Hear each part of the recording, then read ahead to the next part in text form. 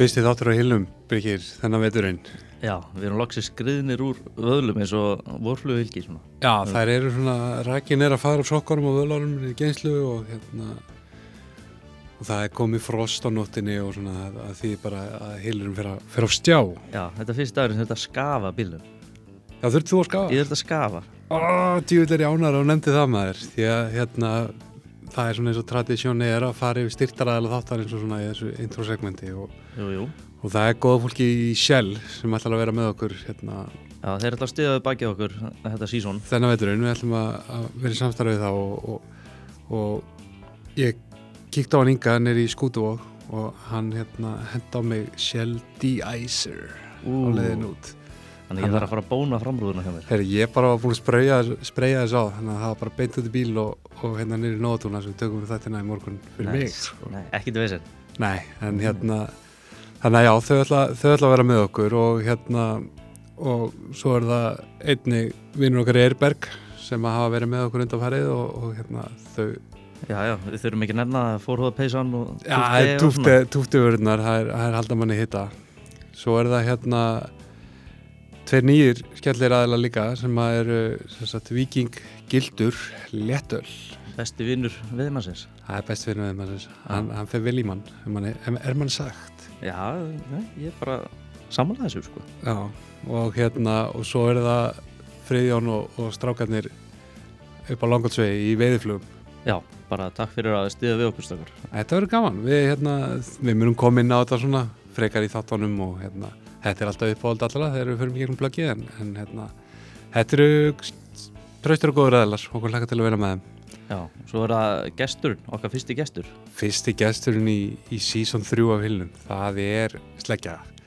Það er hann Jón Kristjánsson, fiskifræðingur, sem hefur verið að gera allt brjálað í kommentargerum, til dæmis á veiðdeildinu frábær og hann er svona á öndur meiði við hvað maður að segja, svo ég vitni nú kannski bara í hann sjálfan, hennan réttur hún að gildi veið og sleppa á laxi. Já, við erum að fara að kafa svolítið djúpt í það núna, eins og þetta. Já, ég ávona því að við förum svolítið þangað og svo förum við, hann hefur sterkar skoðanir á lífríkinu í Mývatni og laxa og fleiri sem við kemur þessum fiskum okkar. Ég hef alltaf á tilfinningun að þetta verður svolítið djúpur þáttur. Já, við erum að sjá hvert þetta fer. Hann Jón er bara rétt ómættu til okkar og ég er svona bæði smá kvíðinn og líka rosalega spenntur að tala við hann. Ég veit ekki alveg hvað ég hef hann, sko. Já, ég ætla að sagði ég er bara spenntur. Já. Ef ekki að gefa honum bara orðið. Herru, rúlum í þetta. Jón Kristjánsson, velkomin í Hillin. Takk fyrir. Herru, hver er maðurinn? Þú ert náttúrulega þessi umdeildi fiskifræðingur sem við erum búin að auglýsa að segja að koma til okkar spjall. En segðu okkur aðeins bara svona frá þínu menntun. Ekki að byrja því að segja að það er betra að vera umdeildur heldur og óumtalaður. Það er gafallega góður frasi. Ég er nú fæddur vestur á Patreksfirði, ólst þar upp sem strákur og veitti þar á bryggjum og fekk veiðideilu. Og veitti mikið þegar ég var strákur, yngri, sko. Meðal annars upp í Elliðavatni, einn fyrsti maður þar til að veiða með svona bambusstang og flugu. Já. Og silkilínu. Fyrstu silkilínunum. Svo var ég í Klefavatn á sínum tíma og þá var þar stór fiskur, gríðarlega stór fiskur. Hann er búið að sleppa bleikju úr Hlíðavatni og hún var mjög stór og falleg í 1-2 kíló, 3 kíló kannski. Já, síðan gerist það bara á örfáum árum að hún bara verður að horrim, bara eins og að verið strókið allt úr henni, verður bara eins og skiptilíkill. Verður svona offset. Boruð, já, og þá er sennilega fjölgunin í svona, það vissi ekki hvað þetta var á þessu tíma. Þeir sögðu það, sumir að það sem hann hefði komið úr Hlíðavatni, þá hefði farið í Klefavatn, en af því að hún komst ekki í sjó, þá var hún svona í útliti. Já, svona... Já, allt í lagi. Kannski auðljós skýring ef menn þetta ekki. Þetta vakti áhuga minn á að læra þetta. Já. Og ég var á þessum tíma, fljótlega þá var ég að vinna í síldarleitinni á varskipinu Ægi, við vorum í síldalit frá júní og fram í endaða september. Þar varum í Jakobi Jakobssoni sem var síðar forstjóri hjá Hafró. Var þar í 8 sumur. Já. Og þar var náttúrulega rætt vísindi, síld og allan fjandan. En ég ákvað það að fara og læra ferskvarsfiskifræði í Noregi, í Oslo, og það byrjar með því að maður fer í almenna dýrifræði og svo tekur maður þessi próf sem nauðsynlegar í undirbúningu og síðan það verkefni. Og ég tók verkefni í Urriða upp á fjöllum í Stavanger og þar var skal ég segja átt að fara að virkja og búið að því núna. Það var undirbúningur undir virkjun á svæði sem heitir Ullaförri sem austur af Stavanger í 1000 metra hæð. Og þar nú eitt stærsta magasín landsins sem heitir Blåsjö í dag. Þarna var bara eðlilegt þegar ég var þarna. Og þá var ég að vinna, síðan vorum við í 2 ára að rannsaka þarna 40 vatn. Já. Og þarna var svolítið merkilegt, þarna var súrt regn á ferðinni og sýrustig var mjög lágt. Og ég get kannski komað að því síðar, og fisk, það vötn sem að kalla þess að það hefur verið mjög bestu vötnin, þau eru kannski tóm, það var engin fiskur, hann drafst vegna súrnunar. Já. Ekki súrnunar beint heldur, afleiðinga af súrnun. Og síðan vann ég úr þessum gögnum í Bergen hjá einum reyndasta manni í þessu fæi, Vassá hét hann. Og það var náttúrulega ekki rætt annað á skrifstofunni heldur en fisk. Og þarna komu alls konar útibússtjórar eða þannig í kaffi og að spjalla. Þannig að maður fekk óskaplega vitneski úr mörgum áttum. Þannig var það. Síðan kem ég hérna heim. Já. Að loknu námi og var ráðinn strax hjá Veiðimálastofnun sem fyrsti fiskifræðingur í vötnum. Hvaða ár þetta svona sirka? Ég byrjaði þar 1970. Já. Og fullt starf 71. Og þá, hann var að vísu veiðimálastjóri, Þór Guðjónsson var fiskifræðingur, en hann var aðalega í eldisbransanum. Og hlutverk stofnunarinnar eða þeirra litu á sig þannig að þeir voru að komið veg fyrir ofveiði og passa að vera ekki ólöglega netalagnir. Þeir legðu flugvélar til þess að athuga hvort það veri búið að taka upp laxanetin í Hvítá og Ölfursá. Þeir voru allir í svona eftirliti. Já. Frekar en einhverjum svona líffræðir. Já, þeir voru ekki neinum rannsóknum. Og þá 1970 staðan í svona, hvað ég var að segja, og okkar þekking á svona líffræðihlutanum af þessum nytjastofnum okkar í ferskvatni, hún þá bara engin? Eða? Hún nánast engin. Já. Og eins og ég segja, hann var menntaður hjá í Bandaríkjunum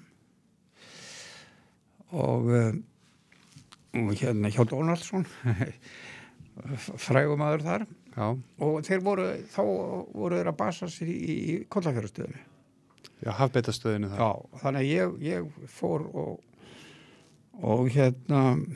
fór að byrja að rannsaka vötn til þess að gá hvernig ástandi væri hér. Og fyrsta ferðin mín var í Apavatn reyndar. Og þá var Guðmundur Mundi á Apavatni, hann var nýkomin að landi, hann hefði verið með 20 til 30 net og var með ekkert mikið afla.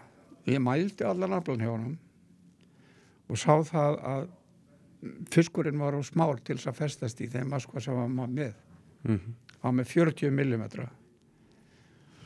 Og fiskur var ekkert sérstakur, hann var frekar hóraður og leiðilegur. Svo lýsa ég lagði mín net. Við gerum þetta þannig að við leggjum net með mismunandi maskvastarf til þess að veiða jafnt allar stærðir af fiski, svona frá 18-19 cm upp úr. Já. Og honum var það hvað, ég var með 7 net og hann fór að leggja og hann sagði, hvað er þú að fá með þessu? Ég með 40 net, 30 net og ég að fá kannski 30 fiska bara með smávís. Jæja, mundi mín segja hann, við skulum sjá í fyrramáli hver verður hissari, ég eða þú.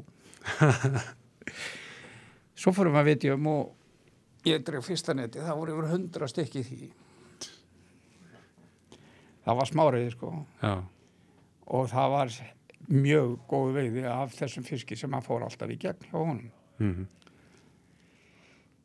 Nú úr þessu var það svo seinna að þeir fóru að minnka riðilinn og fiskurinn fóru að lagast. Vegna þess að veitnaði þarna voru veitt 9 til 10 tonn á ári í Apavatni. Já. Og það er alveg fram á þennan dag sem að Skúli í úti er búin að vera að veiða sér til sölu og það er, fiskurinn er alveg ágætur sko. Já. Svo lýsa, þannig var það, ég let sko 1 til 2 ár líða áður ég fór að segja frá þessu svona fullir það. Að væri virkilega vanveið í öllum löndum vötnarlandsins. Að þá upp á að ná sem besti... Já, ef menn hafa áhuga að nýta fiskinn til veiði og stangveiði vegna þess að auknar veiðar, það stímulur af vöxtinn og þar með stangveiðina. Það er náttúrulega, þú veist, eins og þegar Hafrannsóknastofnun er að reyna að reikna þorskkvóta og annað, þá reyna þeir að halda og þetta komið svolítið óvart þegar ég heyrði þetta, þú veist, þeir reyna að stilla veiðarnar inn á það að þorskstofninn sé alltaf í sem mestum vexti, frekar hann að hann sé akkurat í hámarki. Já. Ertu þá að meina að þú vilji þá þessi vött sem á að nýta, hvort sem þetta er stangu eða nettaveiða, að þá að reyna að halda stofninum í réttri stærð, þannig að hann sé Já, hann sé að sko að fiskarnir hafi nóg að éta, ég var að segja það, að framleiðslan, vöxturum, það er hans sem skiptir máli, ekki fjöldin. Nei. Og það var svolítið gaman að lesa, ég var að lesa Bjarnar Sæm sko frá hinum aldamótunum, meir en 100 ára gamalt. Og þá var hann að skoða bæði lax og silung og hann sagði það silungin að hann hafði tekið eftir því sérstaklega að það væri minni silungsveiði heldur en hafði verið. Og taldi það vegna þess að menn hefði gengið sjálfsagt og nærri stofninum. Og hann sagði það að þeir hefur verið með sko svona Moskva, en nú væri þeir að bæta ráð sitt og væri að stækka Moskvan. Og það myndi skila sér seinna. Þannig að það sem var að gerast raunverulega var það að þeir veittu of lítið og ef þeir stækkuðu Moskva þá veittu þeir ennþá minna og fiskur var verhaldinn og svo framvegis. Það er svolítið gaman að þessu sko, hann bara túlkaði þetta vitlaust. Og það er náttúrulega líka þetta viðbragð sérstaklega þá bleikjunar en urriðans líka að ef hún upplifir harræði að þá verður hún fyrir kynþroska og fyrir að eyða orkunni í að fjölga sér. Já, þetta er svolítið með sko kynþroskan er svolítið sér kapli í vísindunum. Já, viltu aðeins snertaði því að þetta er náttúrulega, þú veist, hvað fiskur verður stór mismunandi milli vötnum, ræðstu miklu leitaði hvað hann er stór þegar hann er kynþroska? Já, en hvað er það sem ræður í hvenær að verða kynþroska? Það er spurningin. Segðu okkur aðeins, Jón. Já, svona á þess að fara í... Kollegi minn Tumi Tómasson, hann gerði nú athugun á þessu. Hann skoðaði kynþroska stærð í vatnum á móti stærð fiskana. Og það kom í ljós að því að fiskur var kynþroska fyrr ef hann óks illa. Og það er bara einfaldlega vegna þess að hann getur ekki stækka sko. Tilgangur fisksins er að koma sínum erfðaefnum áfram. Svo aðferð sem hann notar til þess að koma sem mestu áfram og sérstaklega eins og laxinn til dæmis, hann hrygnir bara einu sinni, það er að hafa sem flest hrogn. Ef hann sér fram á það, og hann hefur fleiri hrogn eftir því sem hann verður stærri, þegar hann sér fram á það að hann verður ekki stærri, þá verður hann að hrygna. Í stæðan fyrir að bíða og vera kannski dauður. Þannig að kynþroska stærðin hún segir þér fæðu skilyrðinni í vatninu. Ef hann kynþroska mjög smár, þá hún lítið að éta. Og þá stýrir þú kannski veiða stærðinni sem þú veiðir þangað. Þú voru að fara niður eins og í apavatni, þá fóru þér frá 40 mm niður í 32 og jafnvel 29. Blandað, sko. Þá stýrir þið inn á það til þess að bæta vöxtinn og þá gerist það að fiskur verður stærri og kynþroska seinna nota bene ekki í árum, heldur í stærð. Já, það kynþroska stærðin, kynþroskin fer eftir stærð fiskisins, ekki hvað hann gamall endilega. Nei. Og við sjáum til dæmis mörtuna í gjálum og þingvöllum, hún kannski með 10-15 hrogn en hún ekki með 8 cm. Já. Eru 10-15 hrogn í Já, einhvað svo lýs. Það er rosalega það krútlega tala eitthvað. Já, sko hrognin minga ekki. Nei. Svo merkilega, ekki neitt að ráði, sko. Já, ok. Maður hafði mitt haldið að svona stór og heilbrigður fiskur sem að verður þá seint kynþroska myndi jafnvel vera með stærri hrogn sem gefa sér stærri og öfluri kviðbókarseiði. Gerir það að vísu að þau eru aðeins stærri, þau eru stærri hrognin í stórulagsinum og stórauriðanum heldur en þess smáa. Þannig að afkvæmi hans fá betra start. Þess vegna virðast þau vaksa betur fyrst, sko. Þetta er flókið, en allavega það að með þetta við kynþroskastærðina það er háð fæðu. En þá horfum við eins og á þú veist, það er þessi nýting á vötnum, þar sem að verður þetta viðbragð, þeir fara verða kynþroska þá smærri og fyrr og á endanum verða allt og margir einstaklingar og þeir étast út á gattinn og offjölgun og allt þetta sem við þekkjum. Og svo erum við náttúrulega með stofna eins og laxinn sem að sækir að mestu leyti sína fæðu sem að í hafið. Já. Sem er ekki eins takmörku auðlind eins og ein á eða eitt vatn. Nei, en samt, sko, í laxinn er ýmist 1 eða 2 ára sjó. Og hvað er það sem ræður því? Akkur er hann 2, akkur er hann 1? Normenn, eða kollegi minni í Tromsø, þeir gerðu athugunar á því að laxinn er stærri og hann er lengur í sjó því norðar sem hann kemur í Noregi. Hann er mest stórlags í norðurhéruðunum eins og Alta og Tana og svona. Þessum frægu stórlagsám. Já, og hann túlkaði það þannig að það er minni hætta á að deyja því norðar sem hún verð. Það er kaldara, að minni hætta á sjúkdómar, að færri sjúkdómar og lægri dánartala þess vegna. Og laxinn spekulerar í því þegar hann fyrir sjó, við skulum segja þetta 1 ár, ef að fæðuskilir eru lélega sjó, þá segir hann ég vil ekki taka séns að því að bíða að koma með meiri hrogn eftir annað ári sjó, svo ég fer heim núna. Ef hann hefur góð fæðuskilir, sér það að hann mun lifa áfram, þá býður hann. Þannig að það er ekki í beint í erfðafræðinni að vera 1 ári sjó eða 2 ári sjó. Heldur, það sem er í erfðafræðinni er hvernig á að bregðast við mismunandi fæðuskilur. Það er ekki fast í honum að vera 1, fast í honum að vera 2. Eins og menn halda fram núna með því að sleppa stórlagsi. Já, það er þessi umræðum að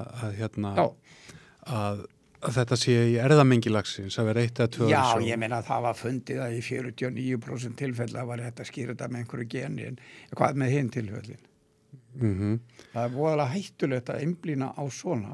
Svo getum við líka hort á það að þessar smálaxár hérna á Vesturlandi er allir saman og svo ertu með stórlaxárnar fyrir norðan, kaldara eins og þú talar þær eru allar í hnapp fyrir norðan og norðaustan. Þú veist, það er alltaf þetta samspil erða á umhverfis náttúrulega. Sama og Noregi. Sama og í Noregi. En hvað voru þeir að gera í Kollafirði á sínum tíma? Þeir voru nú í 20 ára að rembast. Þeir tóku lax úr Soginu og Skvíta og Dalsá og ýmislegt. Það er svo sem búið að reyna þetta við það er búið að reyna að og setja lax þeir úr það. voru að reyna að rækta stórlags og kreistu alltaf stærstu lagsana en voru alltaf með smálags, Já, dóminerandi smálags. Þegar þeir seldu seiði úr Kollafirði og fóru með þau í Miðfjarðará, þá komu þau sama að mestuleiti sem stórlags. Sama erfðafræði, annað umhverfi. Það er sami trend, það er stærri laxar fyrir norðan. Svo breytist þetta allt í einu 1983, þá allt í einu hrynur stórlagsarhlutvallið og hefur verið lágt síðan. Erfðabreytingar skeið ekki á svona snöggum tíma.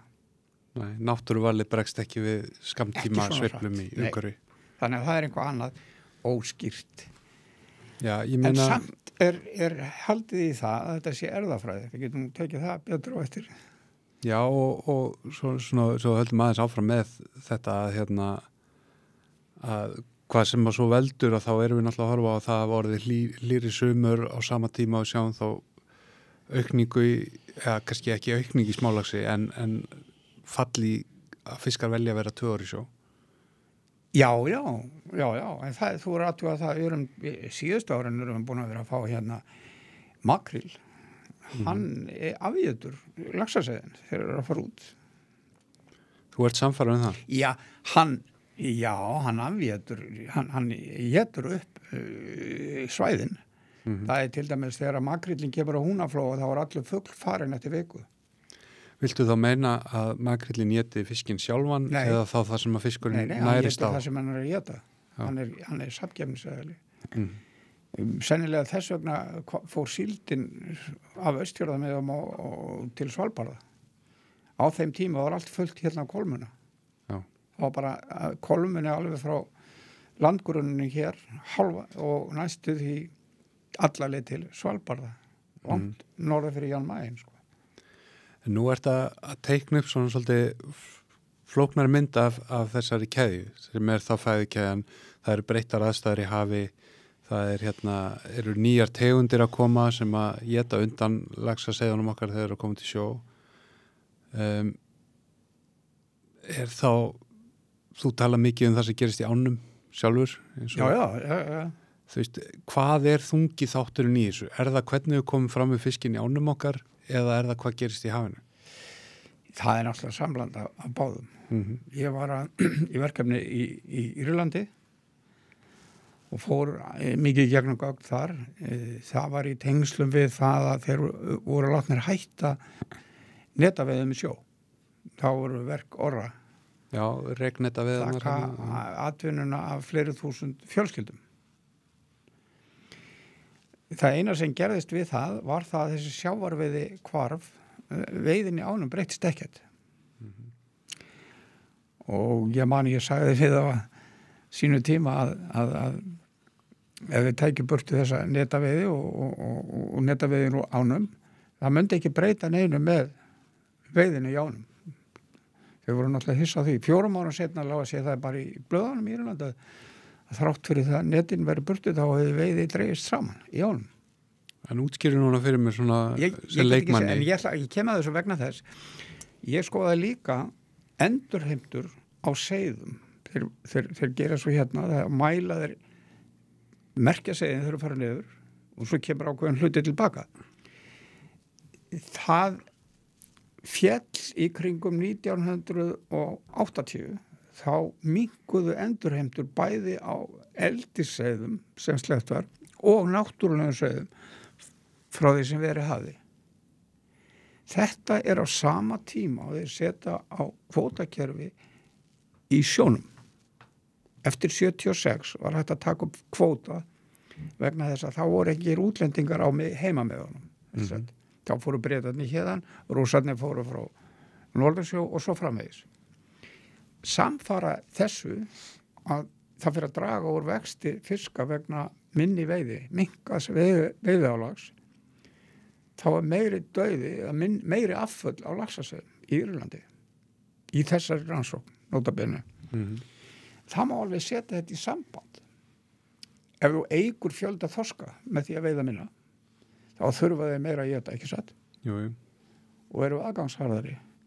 Og það var þekkt frá Noregi að þar kemur þorskurinn í árásana til þess að éta laxaseiði á göngutíma vegna þess að dýrin muna og þau segja frá hvort öðru og eins og lúðan sem kemur undir Látrabjörg þegar eggin fara dett í sjó jú.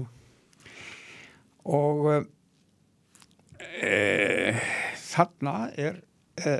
þarna kom þorskurinn í árásuna og þú sér það til dæmis að máfurinn kemur á sama tíma í árásuna getur séð það hvernig laxi byrjar að ganga með því að skoða bossa hérna frá þá fyllist alltaf máfi að reyna að ná sér í mat Já. og það þeir koma sér og þar eru viss afföll og því meira sem á þorski þeim meira afföll verða þetta hefur sést hérna í þorski við Árósa ég sótti 3 sinnum í röð leyfi eða rannsóknarstyrk til þess að athuga þetta þegar ég var með Ormasá að fá mann til þess að leggja þorskanett til þess að sjá hvort hann mætti á ákveðnum tíma og hvort hann fyndi hún lagsa sig ég fikk alltaf neitun mátti ekki Nei, hann mátti ekki koma í ljós þú þótt eitthvað að rugga bátnum. já, það var allt í lagi en hvað það að þetta blanda af öllu við skulum nú taka sérstaklega eftir með það sem að gerist í ánum en það svo merkilegt að allar þessar ræktunaraðgerðir í ánum þær hafa brugðist Já, þú veist sama hvað okkur finnst kenningar hvors annars eða annara jól, þá ekki framhjá því horfið að það minni lax í dag en var fyrir 40-50 árum Já. Það einfallega staðreind Já. og þú veist, ef við gerum ráð fyrir að þú veist, við erum að horfa á flókivistkerfi sem sjórinn og það átnar og allt svo leiðis að þegar allt í einhvers konar jafnvægi þegar ef við tökum og segjum bara að það væru engar veiðar hvað væru við þá að horfa á í laxastofnunum, þorskstofnunum og þessum balansið þú ert að lýsa? Já, ég ætla mér ekki í það sko, vegna þess að við þekkjum það ekki en við sjáum það í vötnum þar sem engin veiði, það allt í rúst En við getum hort á kannski þú veist, þessi 100 ár rúm, 120-30 ár sem nokkuð svona þekkt stærð hérna í aflatölum og annað í laxinum. Þetta náttúrulega tími þar sem að veiðarfæri sjóverða mun stórtækari og annað á sama tíma. Heldur að við höfum upplifað okkar gullaldar ár í laxveiði af því að við vorum að ofveiða kannski samkeppnisstofna í hafinu? Nei. Við höfum ekki verið að ofveiða neina stofna í hafinu. Að mínum mati. Nei. Það sko, þetta allt saman þetta flókið. En það sem að talar kannski best reynslan. En ekki á menn verða að horfa til reynslu. Og ég man eftir því að þegar ég var á veiðimálastofnuninni þá var verið að selja seið út allt. Við sáum engan árangur að þessu. Að vera að setja sumarann laxaseiði í ár þar sem lax hringdi. Það gerðist nákvæmlega ekki neitt. Gönguseiði svo kolluð voru þannig útbúin að þeir menn kunni ekki að búa þau til og þau voru ekki smoltur sem kallaði þeir. Þau voru ekki klára að fara í sjó. Þau voru sett og þau voru bara í samkeppni með einhvern annan og við fundum það kannski árið eftir. Já. Og þá sagði þetta agalegt að vera að setja þessi seiði þarna því að þau eru ennþá í ánum. Já, þau eru þá lifandi, sagði fórstjórinn. Já. Þarna komst ég upp á kant strax þegar ég sagði mönnum það að vera ekki að eyða peningum í gagnslausar hluti eins og að kaupa seiði til að setja út í ár þar sem lax hringdi. Og það var ekkert vinsælt og ég var skammaði mikið fyrir það. Síðan fórum við seinna að fara í þá pólitík að setja út bara seiði í ám sem ekki var hrygning í. Það sem hann komst ekki fyrir foss, það sem voru þverar sem voru ónotaðar. Og við gerðum þetta, ég var nú með bæði fáskrúð og laxa í dölum. Ég og kollegi minn, við vorum með það í nokkur ár. Og reyndum ýmislegt en svo að bera upp seiði upp í Skeggjagil og upp þvera í fáskrúð og svo framvegis. Við sáum engan árangur í veiði eftir þessar aðgerðir. Þá voru seiðin að fara niður það var svona, maður hafði á tilfinningunni að þau var að fara í gegnum trekt. Það er alveg sama hvað þú setur mikið fyrir ofan og í trektin, það kemst ekki inn með ákveði í gegn. Sem sagt, Þó þú sért að það nota væru fleiri búsvæði, seiði. þó þú sért að nota búsvæði sem er ekki fyrir já, byggð af laxaseiðum. já, við vorum með, settum í Þverá í Fáskrú, Já, sem er löng á, og þar eru vötn á leiðinni líka. Við vorum í Gildru í ánu og seiðin fóru niður og hugsa miklu betur heldur en í Fáskrú sjálfri. já, rennur þetta nóna á Ljárskóðarheiðinni og Já. er hlýtt Já, og já. allar aðstæður góðar. Já, seiðin hugsa svakalega vel Já. og lifðu vel og hellingur af þau og allt í lagi með það. Þau skiljuðu sér ekki veiði, eða veiðin jókst ekki, sem má segja sér svo að það er einhver sem að étur þangað til að borga sig ekki að éta meira. Það er að segja eins og fer til berja, alveg sama hvort er mikið að lítið að berjum. Það er alltaf jafn mikið eftir þegar þú ert farin. Já. Af því þeirra mikið þá tínur meira, en þú nennir ekki að tína þeirra orðið mjög lítið, skilur? Þetta er eins og þau komist að með rannsóknum á fiskiöndi í Bandaríkjunum. Komist þeirra þessu. Þannig að ég sagði einu sinni við kollega menn, ég hringdi hann þegar ég var að koma og lasa. Veistu það, við erum búin að reyna allt núna. Það gengur ekkert. Það er ekki nema eitt eftir. Eitrið. Prófa að drepa. Já. Skilurðu? Það var alveg saman hvað maður gerði, það gerðist ekki neitt. Nú, það er búið að sleppa fyrir ofan fossa í Uydalsá og Miðfjarðar og ég veit ekki hversu lengi. Heil laxeldisstöð var að framleiða seiði þetta, hólalax, á sínum tíma. Það gerðist í raun og veru ekki neitt. Þú gasta ekki séð þetta í veiði. Þetta er svona, sko...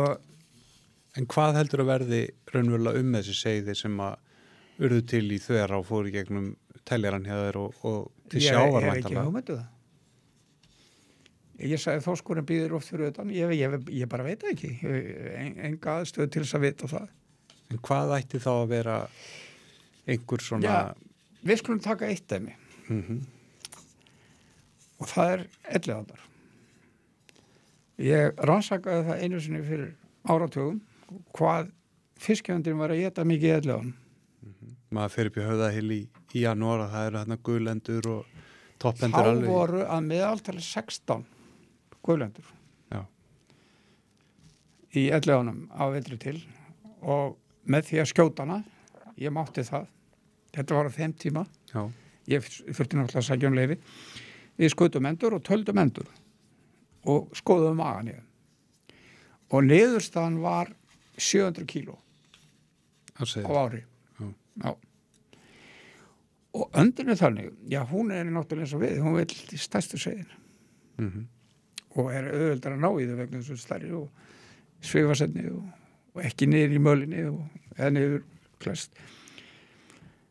Og þess vegna er öndin að grisja ofan af en ekki neðan af. Hún er að taka pródúktið sem er búið að bíða í 3 ár eftir að fara út, það er étið. Þú vilt meina það að hún sé ekki eins og kannski önnur rándýr sem eins og bara ljónið sem tekur veiku antilópunar, skilur. Hún getur tekur veiku en hún vil helst ná í stærstu seiðin. Það segir sér sjálft. Já, já. En það er kannski mesta orku í að ná þeim, áhættan ef þú nærið þeim ekki versus orkan sem þú eyðir. Hún er náttúrulega alveg sérfræðingur í þessu. En hvað er það? Ég sá það voru svo liða seiði, millistærra seiði og stærri. Þetta höfum við séð sko í Hrútafirðinum, Hrútafirðar á, þá var hann svo þunga, hún komst ekki upp, skutum þar önd, komst ekki upp að því hún var svo þung, hún var að æla öllu úr sér fyrst og það var ekkert maður segði. Og þessar stóru endur þær þurfa upp undir 0,5 kíló á dag. Já. Núna í fyrra taldi ég 16 seiður, guðlendur í Elliðaánum fyrir neðan brú.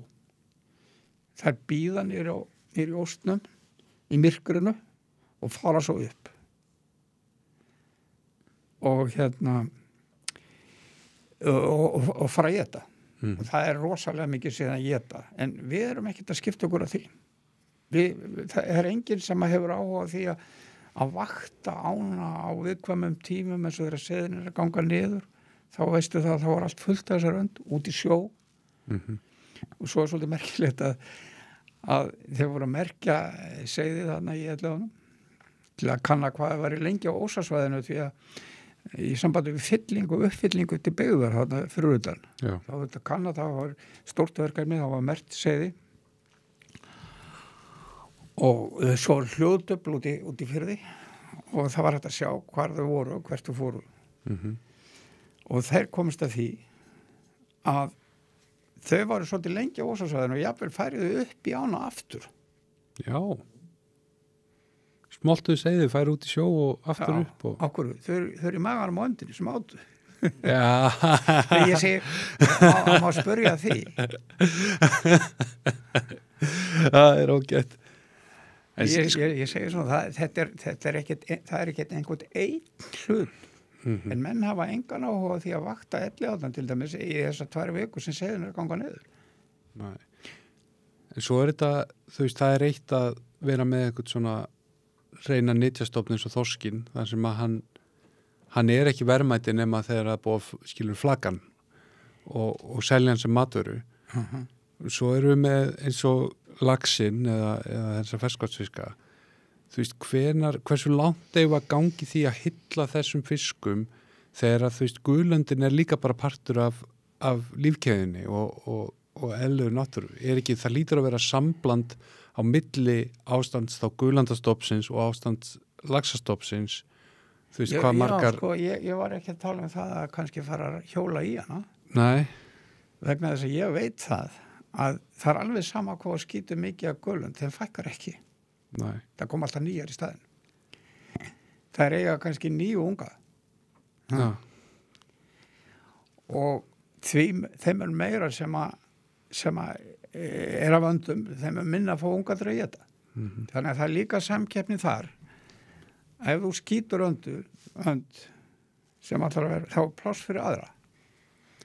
Ég mitt tók eftir þessu, ég dvaldi einu svona í sumarlandu við laxveið á Vesturlandi og þar voru yfirleitt svona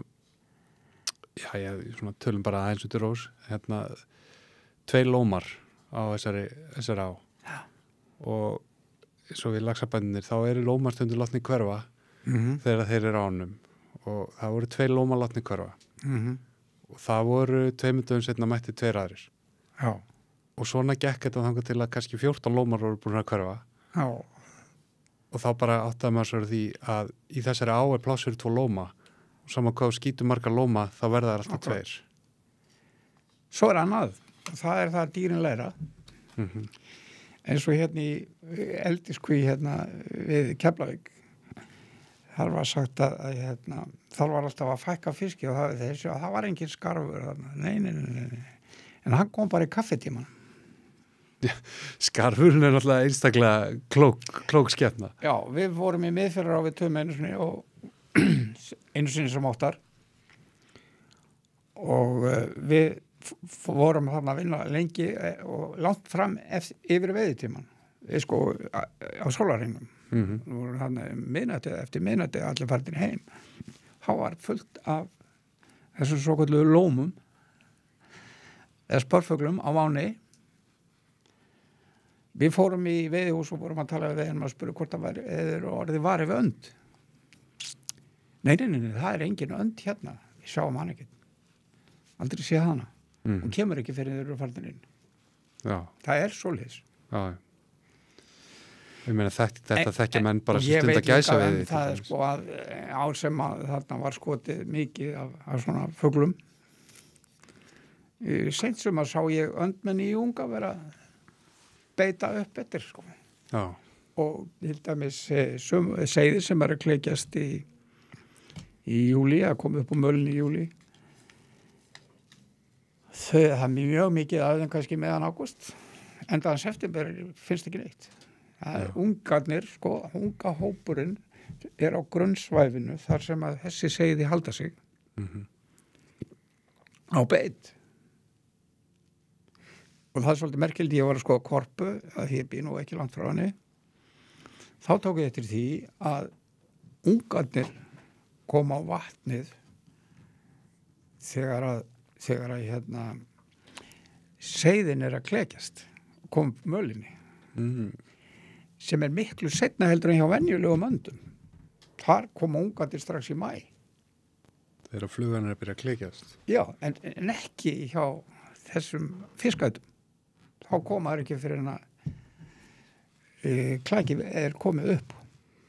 Það bara flöktir saman við fæðuna. Þetta allt svona, sko. Og við höldum að við séum óamekli kallar og getum gert í milli. Það ekki alltaf svoleiðis. Nei, það eru milljónur ára sem hafa myndað þessar erðavenjur í þessum skepnum og svo náttúrulega læra það líka. Já. En og tala saman. Viltu meina að það getur miðlað þekkingu? Já, þeir miðlað þekkingu, þeir sko, já, ég hef til dæmis séð það að fiskur sem ég hef merkt fyrir 3 árum í einum stað, í Elliðavatni, ég veið hann kannski net nokkurum, eða þess að 2-3 árum setna, 2 saman, eða 3 saman, úr merkingunni, þeir eru vinir. Já. Það þetta tólkað þannig. Þeir eru í sömu törfunni eða eitthvað svoleiðis. Ha? Þeir eru í torfu eða eitthvað svona. Já, þeir eru bara þekkjast. Þú séð það kannski eins og nefnir mynd frá Attenborough og það sem var humar sem bjó í hólu og hann rak alla fiska burtu frá þessari hólu nema einn. Það var vinur hans. Þeir voru saman. Magnað. Já. Svo koma þessi kannski upp í veiða fyrir að líka hlifiljótt ekki. Já, 2, 1 humar, 1 fiskur. Þeir voru vinnir, bygguð saman. Það svo ótrúlega margt, Jón, sem að við... Annað, að sko, samskipti fiska eru í gegnum efnafræði. Líka feromóna. Já. Það eru líka til hræðsluferomónar. Sem að hann sleppir til þess að vara hina við. Og þetta til dæmis ef maður verður var við mink eða sel, þá svo skrítið að við vorum seiðin verðast meira sér að hverfa. Já, maður er séð þetta mink synda yfir hil og einhvern veginn fiskarnir allir bregðast við. Já, og þá komum við aftur að þessu. Þú ert búin að veiða fisk á einhverju flugu. Hann búin að berjast lengi og sleppur honum. Hann kannski sendir út feromóna næstir þessi fluga kemur til þess að vara hina við. Já, ég meina flugunar hætti að virka. Já, spúnn hættur að virka í vötnum. Já, það oft nú að breyta þú veist bara flugu eða breyta úr spún í flugu eða yfir, þú veist. Ég man þetta því ég var einn svona veiðilags í Mývatnssveit og það var fiskur þarna, þetta var niðri hérna flóa þarna, Brotaflóa, já. Og hann leit ekki við neinu, þá segir djöfullin þetta maður. Nú ég að prófa einhvað sem hann hefur ekki séð. Ég hafði nýtt þá úr mílar, svona hálfgerðan spón, það þessi fisklíki bara úr mílar á svona strímur. Og það var við manni mælt þegar þetta kom í vatni, þá kom alveg torfan á þessa einu sinni. Já. Og ekkert meir. Hvað þetta? Nei, þetta ekkert. Svona þetta. Þetta einmitt, og maður tengi við þetta bara rétt áður en að þú labbaðir hérna inn, þá vorum við Birkir einmitt að tala hérna því að við erum mikið í laxveiðileiðsögn, sko. Og hvernig, þú veist, auðvitað hefur framsetningin flugunni og svona frá veiðmanninu mikið að segja, en svo koma, þú veist, þessi móment og ég var að lýsa þið fyrir honum að ég staði við þekkta laxveiða á og hérna reynd 2-3 flugur svona almennt og ekkert gerst sem að við höfum verið að veiða vel á þar á undan, skipti yfir í eitthvað sem að hafi ekki verið notað mikið það sumarið við séð hinuleg sumarunum og þá settum við 5 fiska í 8 köstum. Þá setti viðskiptavinur minni 5 fiska í 8 köstum á þá flugur, eitthvað sem að ekkert sést allt sumarið, sko. En þetta náttúrulega Ég get sagt þér sömu sögu þegar þú spyrir með uppáhaldsflugur. Já, tökum það, víst eru komin hérna. Það góða fólki í Eirberg sem að spyr alltaf og ætlar að spyrja í vetur eftirlætisfluguna. Hvar stendur þú í því? Ég stendi því þannig að ég veitti mikið sko fram eftir öllu þangað til maður náttúrulega það eldist af manni þegar maður alltaf veið í net og gera fiski og skoða og svona og hefur kannski ekki tíma til þess þá svona eldist þetta af manni. Ég fekk ég tala nú ekki fyrir maður að fara að draga á og svona. Og mistir í hann myrkar við þetta? Nema það að ég var einu sinni að skoða Víðidalsá og Sigríðarstaðavatn og hafði með mig flugugræðin og nýtti þarna flugu eftirlíkingu að rækju úr eftirlíkingu að rækju úr hvað heitir það, Maribú fjörum. Já. Og hún var rauð og brúna neðan og svona ýmislegt. Síðan fer ég í Víðidalsá og þar maður að nafni Benny Goodman að veiða bleikju og hann var ekki búinn að fá neitt. Ég segi prófaðu þessa flugu segi og rétt honum hana og hann fekk strax 2 fiska á fluguna. Síðan skilði ég þess að flugu Goodman Singman kristnihaldinu. Já. Vel gert. Já, og hef ég notað hann aðeins.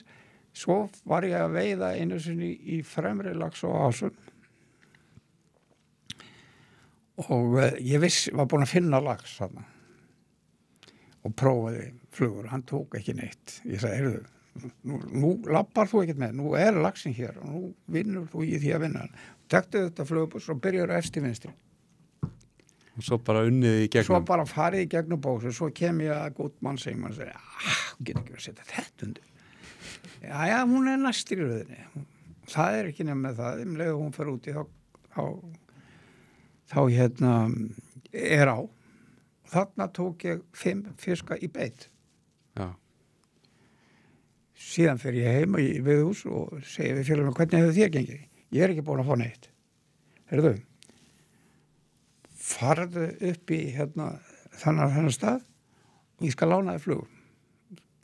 Hann fór með Goodman Singman og hann sleit hana í 3. fiskinum. Já, ok. Þú leist gátuna heldur betur með þessari Goodman Singman. Já, það var bara þannig. Við þurfum að fá mynda þessari flugu hjá Jón og deila með hlustendum. Það allt í lagi. Það ekkert, ég leita bara, þetta var bara eftirlíkingarækju, eftir því sem að ég gæti hugsað mér að setja hana saman. Ég mitt þegar þú ert að segja mér þetta, þá rifjast upp þegar ég var bara úlingur upp í Laxá í Mývatnssveit og sá þar svona gammal reyndan Mývatnssveitar veiðmann sitja fyrir fram veiðbókir með flugubóksin sín og svo las hann rektor, þá tók hann alla rektorana sín úr bóksinu, Black Ghost úr, Hólfríður úr, Mývatningur úr, hvað er þetta að taka allar bestu flugur úr? Nú, það allir fiskarnir sem vilja taka þær búnir að sjá þær. Já. Ég var með í sko fæðingu Hólfríðar. Já. Þá var ég að veiða með binna upp frá í merkingum með meitt. Og hún fiskaði mjög vel. Síðan fór ég að nota hana í lax, í Fljótá. Og ég fekk lax á hana. Og Hólfríðina? Já. Og þetta var minn uppáhaldsfluga lengi. Fallið fluga. Það var önnur á, sko.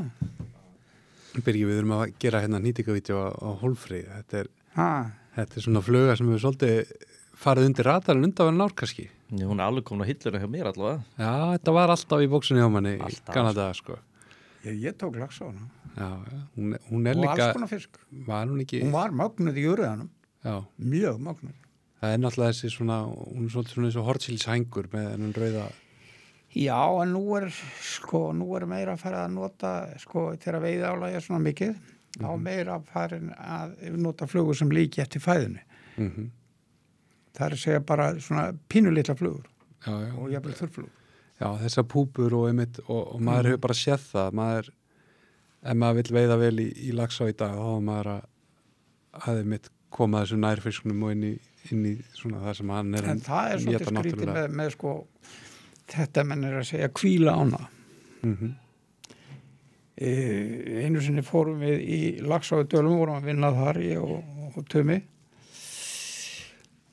og það var Pepsi með ána og var ekkert mætt í ána, þetta var í júlí Pepsi var ekkert farin að veiða, var ekkert farin að veiða neitt jánu. Við fengum eiginlega fyrirmælum það að veiða 2-3 laxa vegna þess að var fundur í veiðafélaginu og átti að vera lax í matinn. Ég kemur hátegi, hann búin að vera niður í á og ekki búin að fá neitt. Ég segi, hvað að þér maður? Og ég fór að reyna líka. Við reyndum báðir allan dag að fengum ekki kvikindi þarna í Kristnapolli. Við urðum að bleita skyrtuhornið, eins og ég segi. Við urðum að nota netið til þess að veiða í matinn. Hann tók ekki, þó var áin búin að vera óveitt alveg. Engin að veiðinu. En sko, mér finnst maður samt einhvern veginn greina þetta. Já, þú ert náttúrulega í þessu svona lengin, ég bara nefna tilfelli, eitt tilfelli. Mér fannst það mitt, nú var ég nokkur ár upp í Kjarrá í Borgarfirði og það er náttúrulega þarna partur á ánni sem er algjörlega óaðgengilegur veiðimönnum nema bara á hestum eða á þyrlu og oft þegar veiðin, það var ekki farið þarna kannski fyrir að veiðin var orðin alveg vonlaus á þessu aðgengilega svæði og hvort sem að það var vatnsleysi eða fiskleysi eða annað og þá fór maður þarna upp yfir á þyrlu og kannski fyrsta skipti svo að fara með 2 veiðimenn þá veitum við 30 laxa það fiskur á í hverju kasti og ekkert vandamál og þó að áin væri vatnslaus og allt það þá fannst mér svona geta hort í það að kannski okkar áreiti á laxins veiðimenn og það stress sem hann er undir hefur kannski meira að segja heldur en jafnvel vatnsleysið sko. En ok, þú kemur 30 laxa í veiðhúsið, hvað gerist þá? Jú, það vilja aðri fara. Daginn eftir veiðast 20, daginn eftir veiðast 10 og daginn eftir það, þá er þetta bara orðið sama hark og alls annars þar. Já. Þannig að það er svona öll þessi veiði, hvort sem við veiðum og sleppum eða veiðum á flugu eða maðk, er áreiti á þessa fiska og hvort þið talið saman með feramónum eða hvort við séum einfallega að styggja þá veit ég ekki sko en það áin rinn ekki virtist ekki að takmarkandi áhrif að það eldu fluguna. Nei, ég sé það í Hafraráni. Já. Í vatnsleysi sömurinn þá var ágætis veiði en varðandi þetta þá er hann að segja að það voru 2 félagar að fara að veiða þannig klag í Fitjá og þegar ég kom á henni þá þá eru þær veiðmenn svo þeir biðu bara vegna þess að þeir vildi ekki vera að trufla þá þetta var veiðifélagi sko og þeir við voru búin að vera þetta megna og degum og búin að held ég fá 2 laxa svo fara þeir og þá segir formaður við fyrir sig heyrðu, ertu ekki með maðk með þér? Jú, ég með nokkra. Þeir veiða maðkinn og þeir draga strax 5 eða 6 laxa bara í beit. Þá var maðkur búinn. Þá drógu þeir á og kom með 30 laxa. Já. Það var sem sagt fiskur fyrir hendi, hann bara tók ekki. Já, það er náttúrulega einhvern veginn svo frustration sem maður er alltaf að reyna að leysa og það er í rauninni sportið, Jón. Já. Það er þessi gáta sem verður ekki alltaf svarað, sko. Já. En já, maður hefur séð það, ég man eftir einu tilfelli þá, já, við höldum nú bara nöfnum utan við þetta allt saman á okkurum ám og svona, maður veit ekki hversu langræknu mennir í þessu, en þá voru veiðimenn að veiða í á sem ég var að vinna við og þeir voru svo að fara í aðra á eftir það og þeir hefur komið með maðk með sér. Já. Því að í næstu á mátti veiði maðk. Já. Þannig að ég baði á að láta mig hafa maðkinn því að það væri nú ekki vel séð að þeir væri með maðk í bílnum en þeir væri við veiðar í þessari á sem mátti aðeins að veiða á flugu. Það var ekkert mál fyrir það og svo sagt, eru þeir búin að veiða og ég er aðfendaði maðkinn og það er ekki verið nokkur einasta veiði svona að tala, einhver stykki kannski bölva harlífi og þá fara þær að segja sko, heldur ég var eitthvað agnúast í það hvað skona veiðimenn þeir væru að veiða á maðk þetta væri nú ekki sportveiði og þá heldur að þú getur fengið fisk á maðki þessar á bara á núleitni og þetta er nú svona eiginlega einu fiskurinn sem ég hef veitt á maðk því að ég já, þú veist, þessi fiskur er ekki búin að sjá maðk eða aromatíska beitu í allt sumar og tók hann flugustöng, nældi einum maðki á, kasta yfir og strippaði þess hratt og í gatt og það kom bara öll torfan upp úr og eftir eldsmaðkirum og einn á honum sko. Og þetta er einu fiskurinn sem að ég veit að maðka, en þessi mennur hættir að veiða maðk í dag. En þarna er kannski sko, ef þú veiður á maðk alla daga, þá verður það, þú veist, sama gerist og með flugurnar sko, þá verður þetta aftur eitthvað svona veiði, tilfallandi, aðstæður og annars má áhrif, en ef þú veiðir bara á flugu og þú veist eins og var með gömlu maðkahólin, ég mani þessu. Þá óð fiskurinn bara á landa eftir þeim aromatíska. En það var svolítið merkilegt að sko, vinur minn var gæti í Hafnarfjarðará í 12 sumur. Og hann sagði það sko, eftir miðjan ágúst, ef að maður kemur með 2 fiska eða meira, þá leita ég að maðki hjá honum. Já. Sem þýddi það að það var hætt að veiðast á flugu miðjan ágúst. Nú, og ég hef farið í hana eftir það sjálfur. Núna veiðist alveg fram í september. Sko, Hafnarfjarðará er mjög áhugavert tilfelli og ég veit að þú hefur komið þar að segðamælingum og öru. 20 ár pluss. Já, nú horfum við á það að svona upp, og ég man ekki nákvæmlega ártölin í þessu, 90, hefur miðum bara miðjan 10. áratuginn, þá var að veiðast þarna einhverjir 300-400 laxar, eitthvað svo leiðis. Já, hann er meira en það. Já, stundum meira. 500-600, já. En svo kannski þvert á þínar ráðleggingar, Jón, ef ég þekki þér rétt, þá er þarna aðeins viðtekin flugveiði. Það er nánast öllum... Það var alltaf flugveiðin. Já. Bara. Ok. Alla tíð. En nú erum við með flugveiðina, við erum með nánast öllum fiskisleift og einhvern veginn fer hún úr þessum lágpunkti, ég held hún hafi verið lagst þarna á 10. áratugnum í einhverjum 400 lögsum og hún hafi eftir 2009 þangað til við lendum í hörmungarárunum 2014 og svo 2019 aldrei farið undir 1000 laxa og alltaf því fasta 2000. Hvernig útskýrum maður svona? Já, 600 laxa veginn í einhver kalla gamla daga, hún er náttúrulega mjög auðskýrð, sko. Þarna voru aðalega útlendingar. Og þarna var einn sem hét Forti og var hótelegandi í Breitlandi, einn ríkasti maður sem var þar. Hann kom og var í hálfa mánuð. Oft einn, stundum með vini sína með sér. Hann lét búa til golfvöll. Hann fekk gamlan villisjeppa og hann veitti svona þegar hann nefndi því. Það var ekkert veiðálag. Það veitt allt öðru vísi. Nú, svo fórum menn að veiða á vöktum, sko, og skiptast á. Þannig að það var ekki eins og einn maður á stöðum, kvöldi 2, raunverulega, sko. Þannig að það var aldrei hlið. Betri flugur, betri græjur, menn kunnu þetta betur og svo framvegis.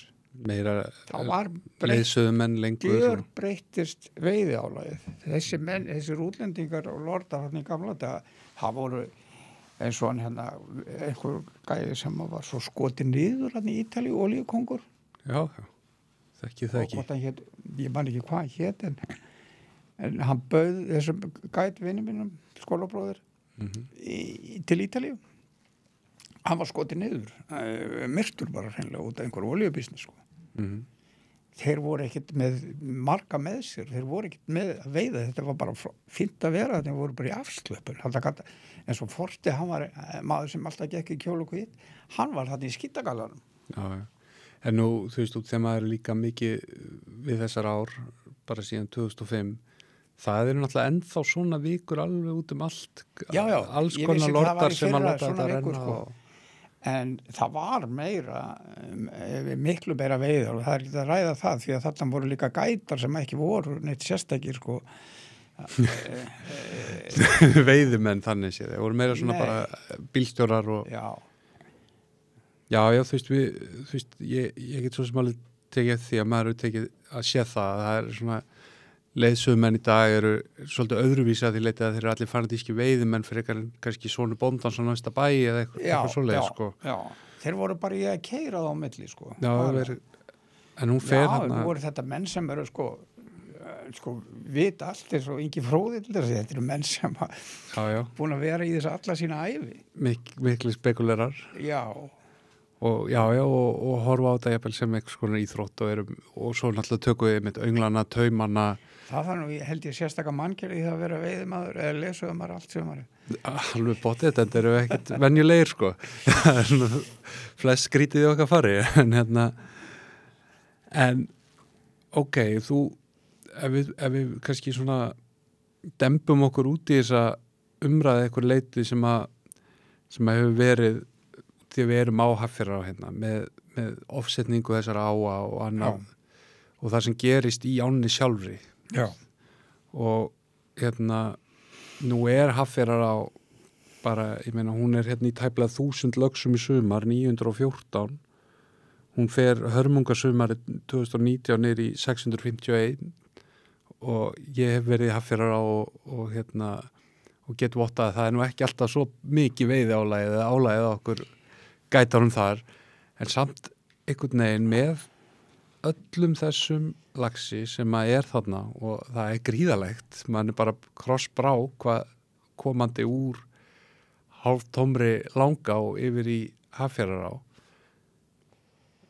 Er Hafnarfjarðará offsetin, veitur þú segja?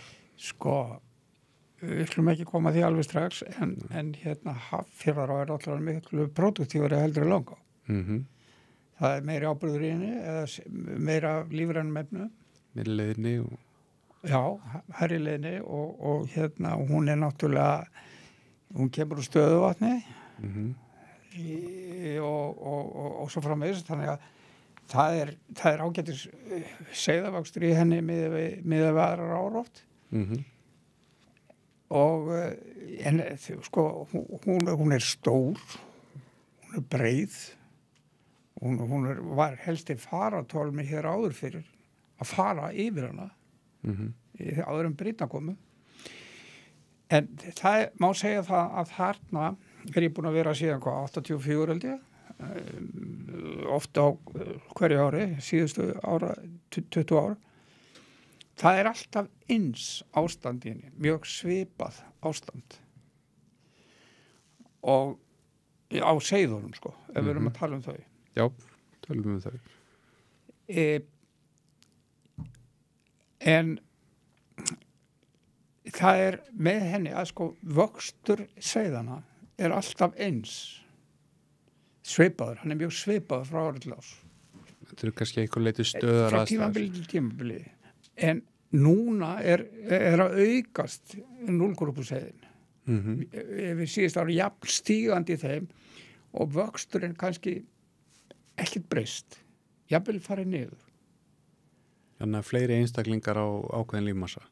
Já, og það var ekkert verið gert, það var aldrei farið í hana seiði eða gerða neinar breytingar eða nokkuð skapaður hlutur. Ekki búin veiðistæður og ekkert gert. Af því að það er okkar skoðun, hún á bara að vera svona, það er ekkert að. Nei, heldur betur ekki, þetta er besta veiða á hann allan á vestunum. Það er ekkert að, sko. En 84 er hún í 550 lögsum og hún hefur farið yfir 2000 á þá eins og þú segir sömu seiðum með sama vexti. Hver er þetta? Veistu það er ekki hægt að svara þessu sko generelt, það er ekkert sem að við getum endilega skýrt. En af hverju þarna á sama tíma og við sjáum til dæmis á eins og Langá sem er veitt á 12 stangir sem er tölur fjöldi að stöngum fyrir þessa á. Ég held að kvótin hafi lengst að verið 10, ég held að sé 2 í dag en verið 4 lengst af. Þannig að það er kannski að tala hatta 50 laxa kvóta á dag sko. Er ekki minna af laxi en heldur en var? Jú, líka? Það er svona það sem ég er að benda á, þú veist, það ertum á eins og Hafnarfjarðará sem að nánast öllum fiski er sleppt og hann þá líkur þessu tilgangi sínum að reyna að koma erðaefni sínu áfram og svo ertu með á eins og Langá sem er mikið veiðálag á og bara út af því að hún er eins og í umsýslu hjá stangveiðifélaginu þá ertu ekki með þessa svo mikið af þessum hollum sem að kaupa ána, veiða lítið, veið og sleppa, það er mikið af Íslendingur sem koma og vilja fá sína laxa í soðið. Já, hvað er háprósentu sleppingu þar, veist það? Ég veit það ekki. Helmingur. Og það er náttúrulega rosa mikið, nei, ég held að náði því ekki. En það er náttúrulega rosa mikið líka, þú veist, það er nánast engin stórlax í henni, þannig að það er rosa lítið af fiskur. Nei, það var aldrei verið. Nei, en þú veist, það er rosa lítið af fiskur sem falli í þetta yfir 70, þannig að þú verður að sleppa þeim, sko. Og svo hefur maður séð að þú veist, þegar að veiðin er lítil, þá er fjaralagsakvótin hansi mikill, skilur. Þannig að þá verður sem sagt drápshlutfallið miklu hærra heldur en þegar veiðin er á móti mikil, sko. Þú talaði um þetta til dæmis að það þurfum fá að fiska til að hrygna, til þess að fylla á eins og langa á eða bara hvað á sem er. Hvernig stemmir það að þessar ár sem eru 15 kílómetra eða eitthvað í burtu frá hver annari eru á svona andverðum pólum? Þú veist, veiðin hefur stórlega aukist í Hafnarfjarðará en svo er langa á einhvern veginn tölvört undir sínum meðaltali. Ég fór einu sinni úr Hafnarfjarðará og var beðin að koma í langa og skoða hana. Á meðan ég gat valla staðið í Hafnarfjarðará vegna þess að botni á svo sleipur, þá var hann algjörlega þurr og stamur í langa. Já, þarna er þetta að vísa í framleiðsluna. Þetta lífríki. Og vöxtur seiða í Langá er mjög hægur. Og það var meira að segja svo skrifað það í gamla daga að það fundust valla 0 grúpur seiði. Þau voru svo lítil. Very small, segir í grein einhver staðar. Observed very small par. En nú er til dæmis myndi maður halda Langá rennur stöðuvatni sem er endar tölvöld hátt yfir sjó. Það bara vöxturinn í Langá er lélegur og bara berggrunnurinn eða hvað þú vilt hafa er bara léleg. Þú finnur það bara um leið og kemur í ána á hvað botninn stamur. Og svo er náttúrulega líka þetta með stærð á steinum og öðru sem skiptir máli. Þetta skiptir allt máli. Og svo er annað sem er kannski, ég veit ekki, yfirleitt er miðhluti ána seiða lítill. Það er kannski 4-5 metrar út í Hafnarfjarðaránni sem eru seiði. Þar fyrir utan er ekki neitt. Skýringu vantar, Þannig að flatarmáli hefur ekki allt að segja. Nei. En myndið þú segja, þú veist, að eins og í Langá að þú veist, þyrfti þá fleiri seiði að vera tilkölluð og taka þátt í náttúruvalinu til þess að skila, ég meina þetta er löng og mikil á, það er Míklak efst og að maður ætti að halda semli búsvæði, ég meina þetta er á sem við skila rokna veiði, 2000 laxa veiði. Já, veistu að ég þekki þetta ekki, Ég þekki ekki Langá og get þar alveg ekki talað hana, hef ekki stúdar hana sérstaklega. En til dæmis ef ég vitni aðra á sem ég veit ekki hvort að þú þekki mikið til heldur, en var alveg að niðurlótum komin og var mikið veit sem er sem sagt Húseyjarkvísl, Skagafirði, á sem var að gefa bara upp úr síðustu aldamótum einhverja kannski í lélu ári 30-40 laxa upp í 100 laxa. Þetta er á sem að fer í hörmungar árum núna í 170 laxa og allt upp í 400 á 2 stangir. Samt er engin göngusæðaslepping eða eitthvað sem að kemur hann á móti. Er nema bara að það er sett veið að sleppa. Það er ekki það. Það er ekki bara það. Það var byggður þetta laxastíð sem opnaði fegna svæði.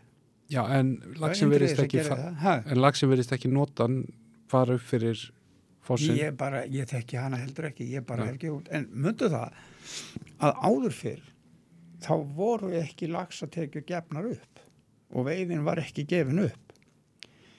Ég geti bentir á að lesa Bjarnasæm. Það sem að fer í Árnessýslur og er að taka út laxveiðina og hnygnun laxveiðinar og ýmislegt. Þá fer hann í Stórulagsá og ég man á ekki töluna en það voru það voru held ég 15 bæir hægra megin og 20 bæir vinstra megin, segir hann, sem að drógu á hverjum degi. Já. Þeir skiptu því á milli sín vikur og einu sinni veittust á Sólheimum 200 laxar, segir hann, einhverja svona tölur, sko, sem eru óþekktar í dag. Þetta er ekki til á neinu skýrslum. Nei.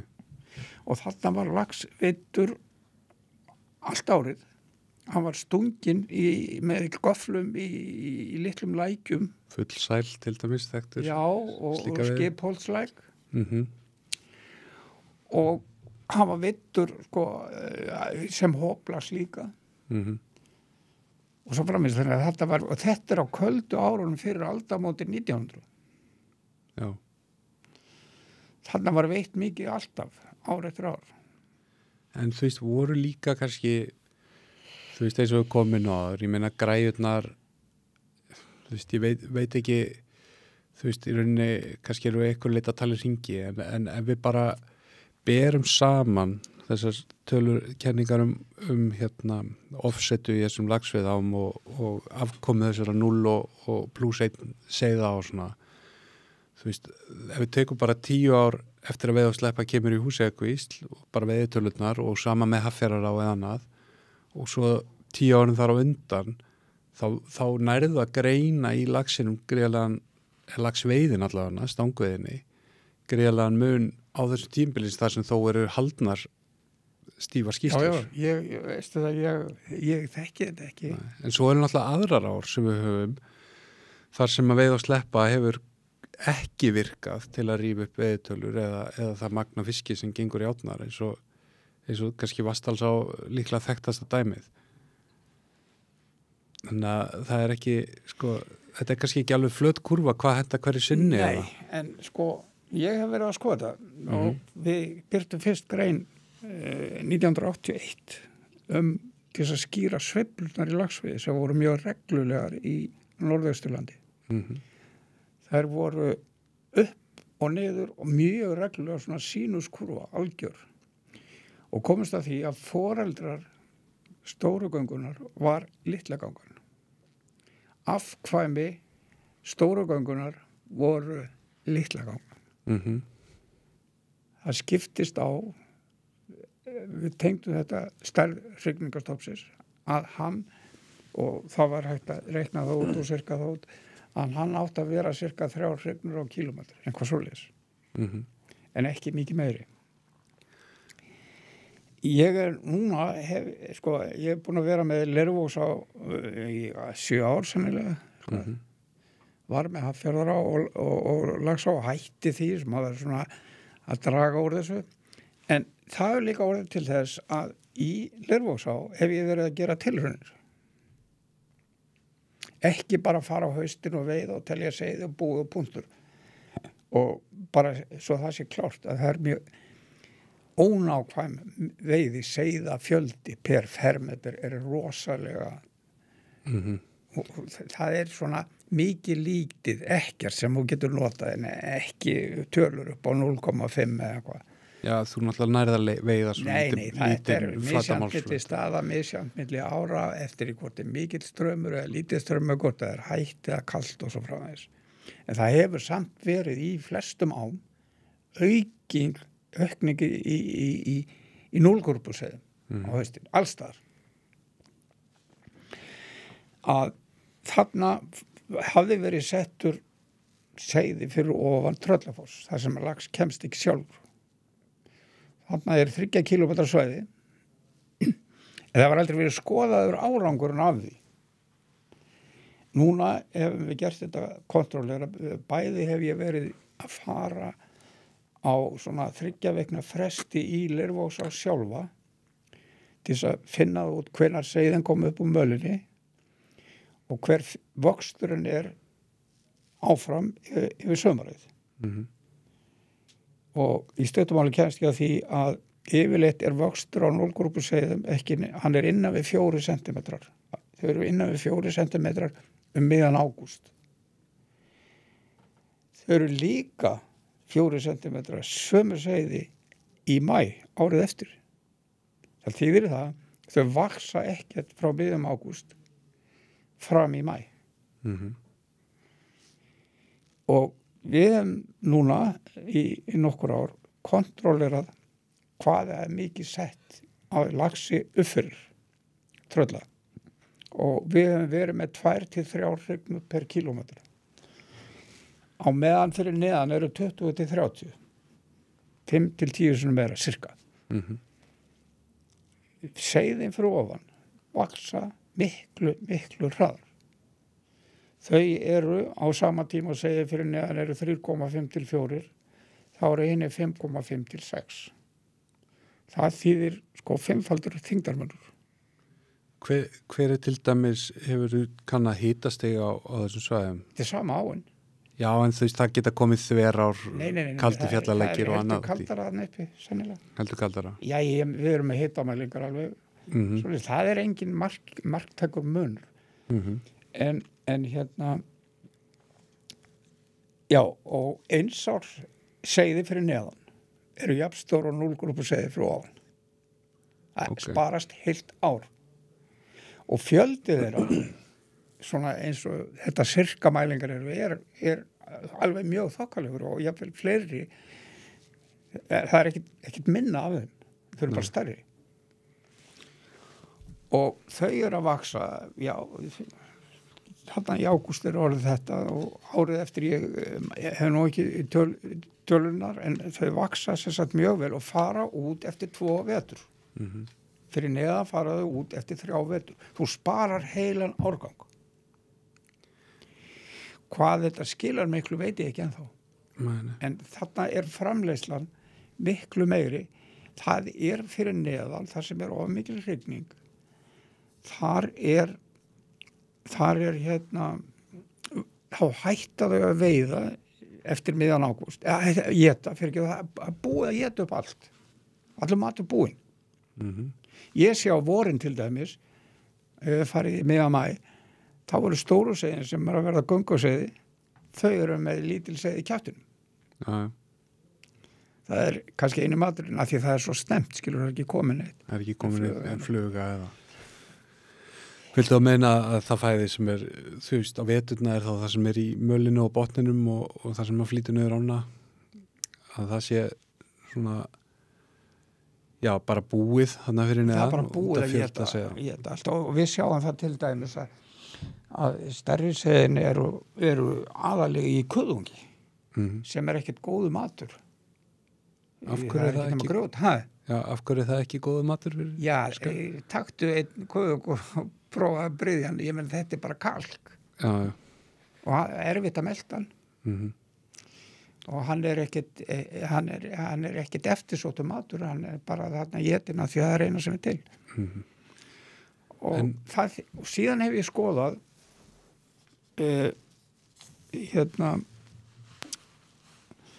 skýrslur úr seiðamælingum í 30 ár úr nokkurum á. Og það er svipu niðurstaða. Seiðin eru yfirleitt ekki meir en 4. Þeir eru jafnaði 4 sentimetrar eftir sumarið. Í öllu þessum ám, sama hvar það er á landinu. Sem þýðir það að þau eru þessu markibreyð. Hrygningin er of mikil. Alltaf. En sko, þetta er eini mælikvarðin sem við getum haft og sem ég farið að taka mest mark á. Það er vaxtarhraðin. Og meiri segja er þetta áinans Ratcliffs miðfjörðar á í Bakkafirði. Ég fór í hana 2 ára og þar höfðu þið borið upp nokkura laxa upp fyrir Fálkafoss. Þar voru þið sentimetri lengri heldur fyrir neðan. Já. Í kaldara umhverfi, herra í fjallinu.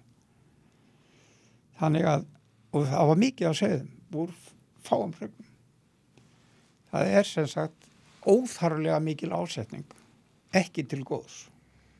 Og meira segja sé ég það líka að með auknum fjölda, það er að segja með aukinni hrygningu, þá vöxturinn að minnka. Framleiðsla ána er að minnka vegna þess að allt og mikið á hráknum. En viltu þá, því að nú þessi umræða sem að við erum að taka núna, þú varst búin að svona byrta hana grein svo Já, á blogginuðinu og sem fór svo umræði í gang inn á Facebook já, einmitt. og þar var byrt til dæmis tabla meðalstærð þessar seiða í Leirvogsá á tíma þar sem að var veitt á maðk og kvóti var mjög ríflegur og Leirvogsá var ár eftir ári í 1000 laxa veiði. Já.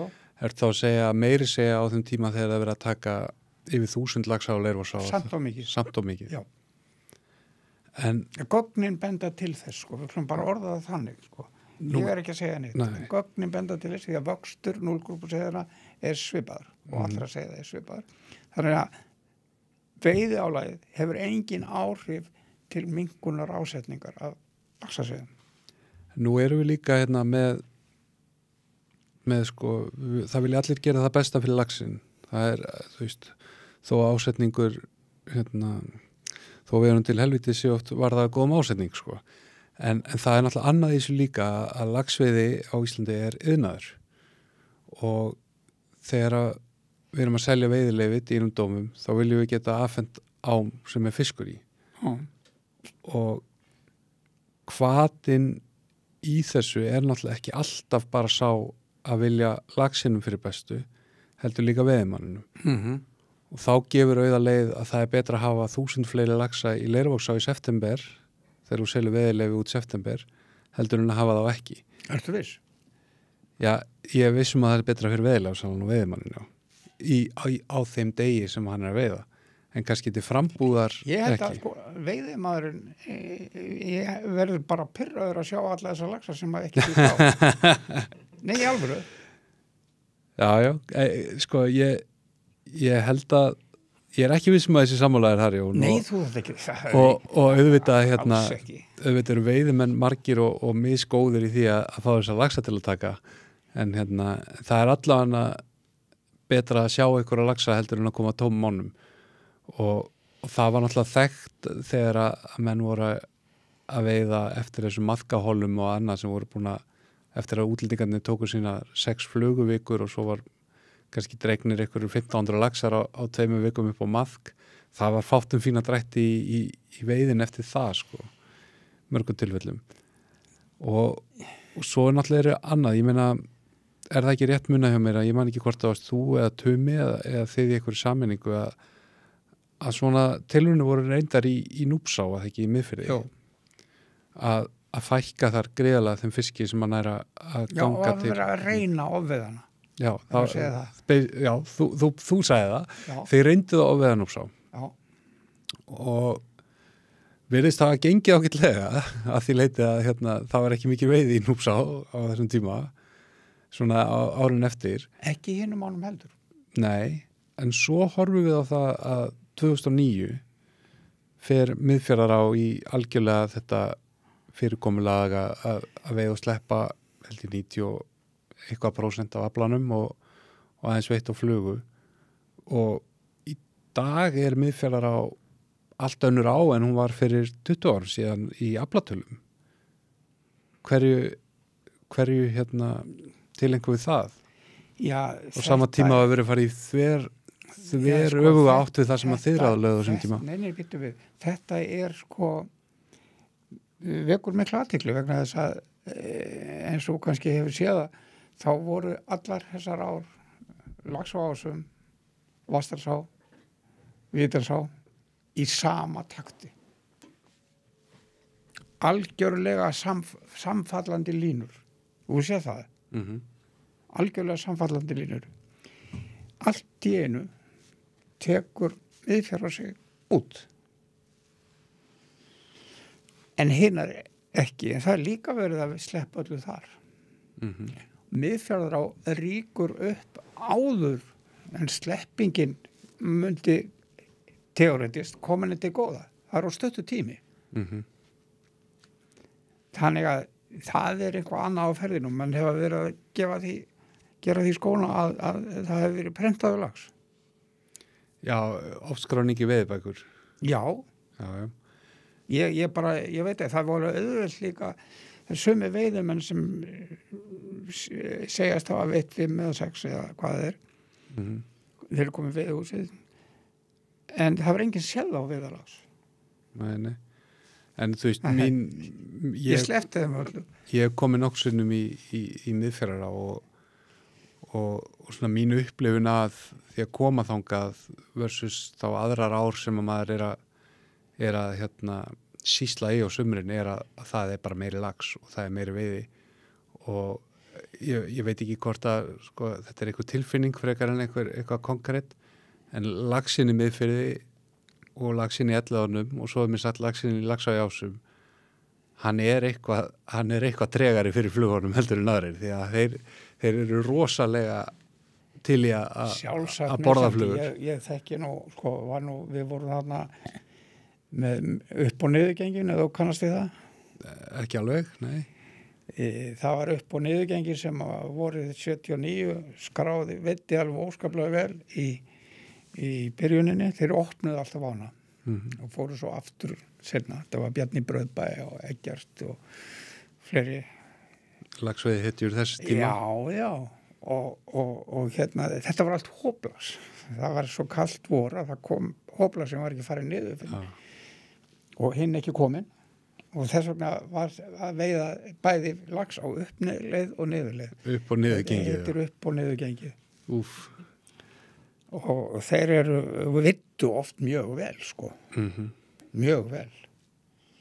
En ég veit ekki, þetta er ekki skýrt og kannski ekki hægt. En mætti þá ekki einhver leiti skýra að segja að þessi kenning þín ofsetningu þessar á að hvorki nær ekki utan það að skýra þetta til fullnustu. Þetta er túlkun og niðurstöðum. Já. Þetta er ekki kenning.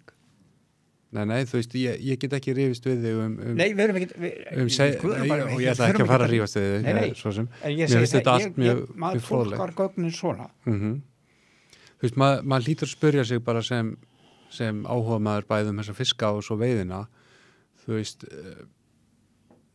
það eru kannski einhverjir ekkert mjög ánægðir út í okkur að vera að taka þessu umræði og veita þér þeirra vettfák að tjá þessa skoðun þína út af ákveðnum réttrúnaði sem fylgir þessu við að sleppa og við höfum kannski og Birgir oft verið bendlaði við þann réttrúnað en það er ekki hægt að loka augunum fyrir þessu að við og sleppa er kannski ekki heila og sannleikur þegar kemur að vendur þessar laxastofna og eins og þú ert að benda á og það er erfitt að reka þig eitthvað á hól með þessar tölur laxarni í Leirósá en jafnvel væri bara forðunlegt að sjá stærra mengi, meira af gögnum og sjá hvort það sé að endurtaka niðurstöður þessara mælinga ár eftir ár.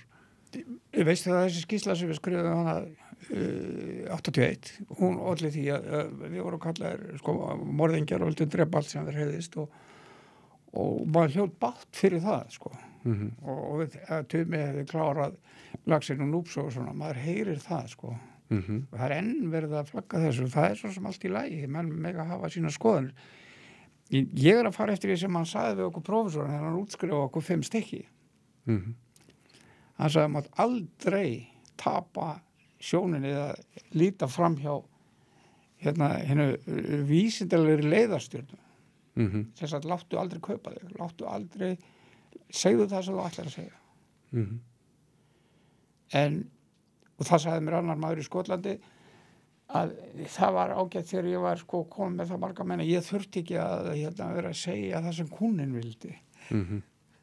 Já, menn að vera hengdi fyrir að halda þig fram að jörðin sér nöttótt sko. Ef þú lest til dæmis gamlar rannsóknarskýrslur þá er alltaf búist í mjög góður veiði næsta ár. Það er enn verið að segja þetta. Þetta er alltaf, maður mætir á það. Maður mætir á okkur opið hús hjá Stangveiðifélaginu og aldrei er það allavega svartara heldur en við búumst við góðu meðalári. Ég sá fyrir þetta skelvingar ár þarna var 2016 sem allt fór niður í og búin að sjá fyrir 2014 það stóð í skýrslunum mínum. Já, og það má búast við lítilli veiði næsta ára. Og þeir sögðu, hvernig getur þú sagt þetta? Þetta er bara niðurstaðan og túlkun gagna. En maður getur ekki sagt svona veldur það er ekki hægt. Nei. Það er eina samhengi sem maður sér í spám laxaðgengd, eina sem maður getur nota það er hitinn á vorin. ef það er kalt á vorin þá getur þú næstu bókað lélegt árið eftir. Já, þá er þessi smoltun og fiskurinn. Já, ég sá það þarna eitt árið, þá voru þau grindhóruð, kalt vor, grindhóruð og með minni segði í kjaftinum. Já, þeir verða að éta undan sjálfum sér. Já, og þá er mjög hart, þau fara þá niður, eru illa undir það búin og það er líka kalt í sjónum. Líka senkun og lífrænni framleiðslu í sjónum. Það er eina sem að geta, það þýðir ekkert, ég hört kollega mín að segja það var á lið, já, það var mikil seiðagengt út í vor, þannig að við getum búist við góðu árið næsta ár. Hvernig vita þeir seiðaútgang í vor? Jú, þeir vita það út á áætluðu magni seiða haustið áður. Já, svo náttúrulega eru þau líka með göngurseiða gildrur á einhverjum stöðum. Nei, það er bara á einu stað og 2 stöðum vestur og það er ekkert, getur ekki tekið eina á. Reyndar líka reyndar ekki á veiðimálstofnar í Elliðánum og ég held að séu að vakta Kálfá líka í Þjórsadal og Já, nú nýlega sko. Já. En gætt að því að í Elliðánum þá sko, það er ekki maður lítið brot af göngunni sem veiðist. Þannig að stærð göngunar er reiknuð út frá endurheimtunum á merktu fiskum, ekki talningunni beint. En hvað er það? Að yfirleitt er þetta áætlað út frá seiðamagna haustið áður. En þá er eftir að það heill vetur sko. Já. Þannig að það er vafasamt. Það er bara, mönnum er uppálagt. Já, og auðvitað eru þættir í þessu sem er erfitt einhvern veginn að áætla og taka tillit til. En nú skulum taka eitt þátt þarna út af Hafnarfjarðaráni. Já. Að ég er náttúrulega búin að vera með hana lengi og svo gerðum við það, byrjuðum við að merkja lax í upphafi göngutíma. Og þetta stóð bara í heil 12 ár að sjá hvað veittist mikið aftur af merktu fiskunum, ekki satt? Voru þetta þá bara svona slöngumerki eða? Já. Ekkert reitjómerki eða eitthvað? Nei, það var bara ódýrast þátt. Veiðimenn gerðu þetta, það voru fransarar þarna mikið og góðir veiðimenn. Hvað heitir það? Amerikaninn, hann? Já, þeir eru svo margir þessir Amerikanar. Já, hann var þarna í mörg ár maður. Hann var á fleiri stöðum, held ég. Bass eða? Nei, Bass var í Hafnarfjarðará. Já. Nei, hann það kemur sinn. Já. Þeir merktu og snemma á veiðitíma og svo skiluðu merkin sér og þá gastu reiknað út endur hvað margir laxa vitust tvisvar. Þetta var breytilegt frá kannski 5% upp í 30% og ef það voru fái laxar meiri líkur og svo framvegis. En meðaltali var þetta 15%, 12-15% sem vitust aftur. Og það er lágmarkstala vegna þess að sömum sjá ekki merkin framhjá þeir og allavega sérstaklega þegar menn er að sleppa fiski það er klárt mál og það var og svo gleyma menni og allavega 2 fiskar veittust ári seinna þess að voru að koma í annað sinn af fleiri hundru sem voru merktir sko. Þannig að hann er mjög sjaldgæft og ef hann kemur aftur þá er það jafn stór eins og þeirra fór þeirra merktur. Það vaks ekkert sko. Maður sé þetta, þeir fara út í sjóum vorið eftir að lifa af sem hopplax yfir veturinn og koma svo bara aftur í lok júlí eða eitthvað rétt búin að bæta á sig nóg til að þroska svil og hrogn. Já. Þetta er nokkuð magna sko og svo náttúrulega eins og varst að tala bara þegar maður er aðeins sé það er tölvöld mertafiskum í svona einhverjum ám sem maður hefur verið að leiðsegja og maður er að fá þá mikið aftur og kannski oftar en einu sinni oftar en 2 svar og ég held að það kom fram í viðtalinu okkar hérna við Denna og Steppa hjá Six River Project í Selá að það eru kannski ef það fara 800 laxar upp teljaran þá veiða þeir 1100 fyrir ofan. Þannig að það er svona Já, svoleiðis. Þeir veiða alla fiskana og einhverja 2 svar. Já, en sko að sko áratuga rannsóknir í Elliðaánum. Það sem lax var tekin í kistur. Já. sóknin fer aldrei yfir 50%. Nei. Hún er 25 til 40% yfirleitt. Þannig að sko, við getum ekki verið að tala ofveiði eða sé ekkert eftir eða á eins og tóm. Það er ekki meira sem er veiðiálagið og það voru mjög hart vittar sko. Nú er líka einhvern veginn alltaf finnst mér að breytast og ég heyra að þú þekkir hans til ellegána að Ég var á fljúana síðast í gær. Já, ok að það er þessi áhersla á sko upplifum veiðimannsins frekar heldur en kannski afkoma nytjastofnsins, skilur að það skiptir meira máli að veiðimaðurinn hafi jákvæð upplifun í 90 daga líka þeir sem kaupa síðustu dagana því að þeir kosti ekki lengur kling.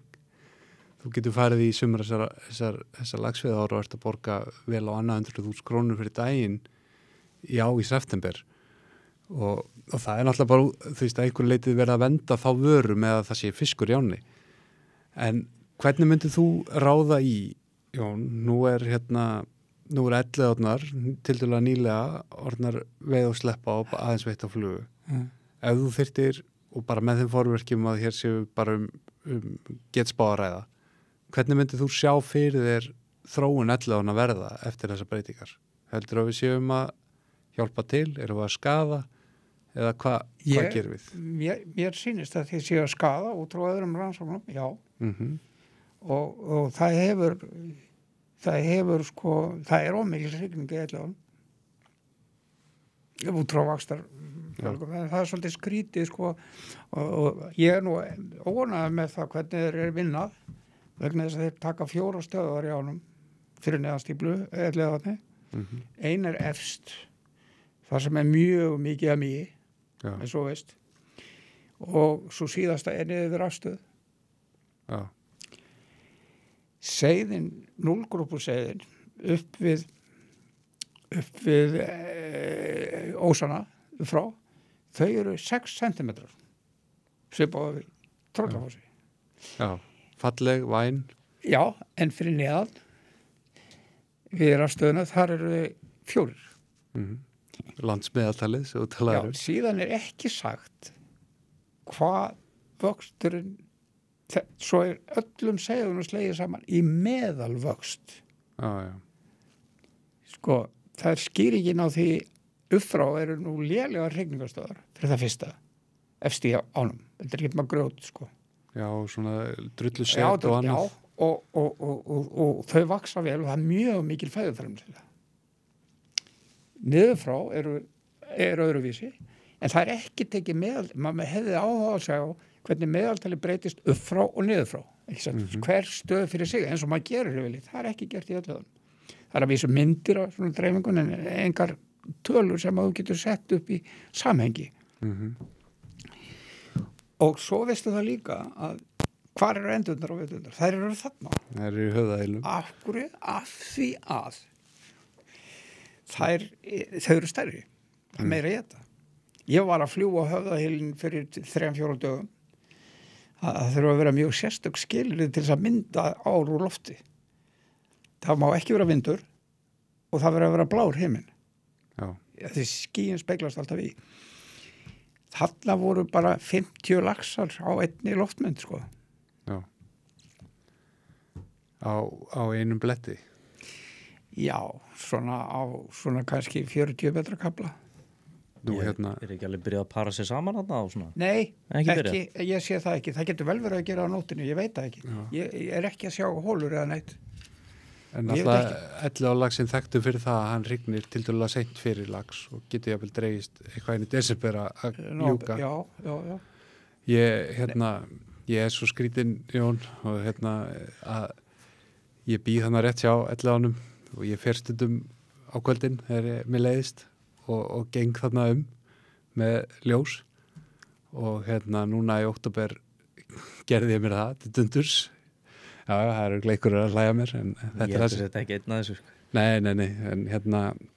en það er samt mjög gaman að ef maður hefur áhuga á að skilja þessa fiska betur heldur bara út frá veiðinni að gera þetta og nú vona ég kannski ekki endilega allt fyllist að mönnum með vasaljós í elleðardaunum en það er magnað að sjá þá, hvað þeir koma sér fyrir og hvað þeir eru, hvað maður að segja, þrautsegir og snjallir, sko. Og ég einhvern veginn sem veiðimaður hafði alltaf haldið að þessi fiskar væri að leita niður á breiðurnar til að hrygna og para sig. Jú, þeir gera það kannski einhver leiti, en hvað þeir fara mikið upp úr stöðunum og liggja, nota viðnámi við bakkan og eru alveg upp í harða landi, 2 og 2 saman. Eru þeir þá að vinna? Já, Þeir eru byrjaðir? Já, þeir voru Já, ég veit byrjaðir. ekki hvað er að gera á nótinu, sko. Þetta var í myrkri og þarna getur maður að segja þá, sko, bæði upp við höfuðhil, bara af brúnni, fyrir ofan brúna, og svo ef þú lappar frá símastreng og í hraðavatninu upp með símastreng og allur bakkin í símastreng alveg upp við harðaland, sko. Já, niður frá. Já, það sem að fyrir að hægja á strömmnum. Símastrengur, hvar er það ekki? Símastrengur fyrir ofan hraunið á frísvæðinu í Töluvert. Það er við reiðvöllin. Það er ekki, já, teljarastrengur er annað. Já, það er ekki nálægt. Ég veit, já. Þetta er einmitt við endan á reiðvöllinum hann inn í Víðdal. Ég þekki þetta sko mjög vel og meðalvegsvatni. Já. Vegna þess að þar gekk urriðin og laxinn niður á vatnin á kvöldin. Og þá var allt kraðak en það var ekkert á daginn. Nei, ég einmitt fekk rosa áhugaverða sending á Snapchat frá vinum mínum sem býr upp í Úlfarsárdal í fyrra. Þá var hann í einhverju útivist með krakkarinn sína hana í október eða eitthvað svo leiðis og með eitthvað hauslugt og eitthvað og tekur hann vídeo, sko, þar sem að fyrir að draga ofan í korpu í Hafravatni að seinta kvöldi til í Kolni. Fyrir ofanbrúna? Já. Í vatninu? Í vatninu sjálfu. Þar voru alveg pörin bara fullt af þeim. Við flugum þetta daginn, sáum ekkert. Nei, ég sá 2 urriða þarna fyrir neðan brúna eða stípluna þarna. Þeir mæta kannski á kvöldin þegar enginn er að fylgjast með. Já, það var til dæmis í Reyðarlæknum, veistu hvað hann er? Fellur í Vestrópsvatn, Reyðarlækur. Já, við mitt. Þar, þegar menn voru að ríða þar yfir á kvöldi, þá var allt krökt að laxi, sko. En þeir sá hann ekki á daginn. Við hefum lent í svimmitt í sjóbrytisveiðin, Birkir, bara vaðið í Búrhil í Tungulöti. Já. Laxinn þar í fyrra, alltaf frá stopp í hjólförum. Þegar maður að keyra tilbaka á fossinum, koma háuljósin yfir og stökkvandi lax bara á bíli. Vestur Skaftafellssýslu í Tungufljóti. Já, ok. Þá er engin fiskur hérna, þeir eru upp í hylnum á daginn og svo þegar myrkri kemur og það er farið að koma svo snemma og maður festist einhvers staðar upp frá og svo rjúkaður undan bílórum ef maður fer tilbaka, sko. Já, ég óttar með þess að biðum í fyrra, þetta var miðan október, biðum eftir að það væri svarta myrkur og löppuðum 100 metra niður fyrir veðistæðin niður á breiðuna þar, þá voru komnið þar niður. En þeir eru ekki þarna daginn. Ég var að veiða sjóbyrtingi í Noregi á nóttunni. Já. Þeir veiða mikið á nóttunni. Það tíðkast líka á Bretlandseyjum, það tíðkast var að veiða sjóbyrting í dagsbirtu. Nei, þeir sögðu það nossararni, en við myndum ekki reyna að veiða í ellegaunum á degi til. Nei. En hvernig sérðu ellegaunnar svona, hvað afleiðingar heldur að verða þessari þróun? Ég veit ekki hvort þetta skiptir eins og máli úr því að menn hirði ekki fiskinn, þá geta það bara haft sínu, það skiptir ekki máli hvort það eru 100 færið eða fleiri. Þetta er orðið allt svo mikið breytt. Þú manst þetta Sigurður Pálssyni heitnum. Jú, heldur betur. Hvað sagði Siggi? Hann sagði það að veiða. Það eru bara, sko, það sem er gefið skemmtun, það er þegar fiskurinn tekur og þegar ég borða hann. Hitt er bara að vinna. En ég ætla að segja þér annað að það var... En hann sagði nú líka, Jón, svo ég grípa aðeins fram fyrir þér, að í þekktum sporðakasta þetta, þar sem að þú kemur fyrir líka, að það ætti helst að veiða átnar þangað til að sæist ekki í þeim fiskur lengur, þá er líklega passlegt magni til hrygningar. Já, ég rengi þetta ekki. Þetta er þín skoðun en þann dag í dag. Já, sko, við höfum dæmi ár í sama firði sem að voru nýttar báðar til matar. Og þetta var í Kollafirði. Fyrir á Ströndum. Og það var svipað í báðum ánum. Þangað til annar fór að ákveða það að þetta gengi ekki að vera að drepa allana fisk og vildi setja upp stangveiði. Við gerum það, en hann þarna hinn, hann vildi það ekki og var bara helt áfram að veiða og draga á til matar. Og hvernig var veiðin hjá honum? Já, hún var meiri heldur en hjá okkur. Það var miklu minni fiskur. Önnur saga norðan og Eyjafirði var ég fengið til þess að athuga hvort það þyrfti ekki að laga ósinn. Við erum að hugsa það að sko hvort það þurfi ekki að laga ósinn að því það svo lítið að fiski á hann að hann kemst sennilega ekki upp. Ég sá það er náttúrulega flóð og fjara eins og veist sko. Jú. En okkur heldur það að sé ekki fiskur í ánni. Nú það kemur hérna maður og frakur einslaka sinnum og hann færi vilt ekki neitt. Nú, en okkur held ég að hvernig var þetta áður? Já, það var miklu meira fiski svo áður, sko. Og hvernig vissu þið það? Nú við veitum maður. Já. Einmitt. Þetta er margar svona sögur. Já, það er... En hvað er það? Ég ætla að fara aðeins í annað, í sambandi við Hafnarfjarðarána. Það var ekki bara merkingar. Ég fór að athuga það, hefði átt að gera það fyrir. Að skipta veiðinu upp í smálags og stórlags. Í sko veiðitölunum. Og eftir vikum. Þá skipti ég veiði af smálags eftir vikum og stórlags eftir vikum. Það er öllum stórlagsi sleppt. Þar veiðist mest, byrjar það að veiða stórlags, ekki satt? Jú, þeir koma fyrst. Og það verður kannski 50-70 fyrstu vikuna. Svo fer það niður í 40, svo fer það niður í 30 og svo fer það niður. Og svo fer það niður í kannski 5-6. Svo eykst það örlítið á haustin. Sama með smálagsin, hann veiðist mest sko hálfa mánuði setna sennilega. Og svo fellur veiðin á honum líka út veiðitímabili. Allur stórlagsin er í ánni og er að fjölga á þessum tíma. Samt mingar veiðin á hann og hann hættir að veiðast. Sem þýðir það að tökustuði er eiginlega fall af tíma. Því leikur sem hann er í ánni, því minni list hefur hann. Hvort það er að því hann er leiður á þeirri eða hvort hann langar ekki. Það skiptir ekki öllu máli. Begge blands. Já, sjálfsagt. En það þýðir það að sleppa honum, það verður engin áhrif að veiðina.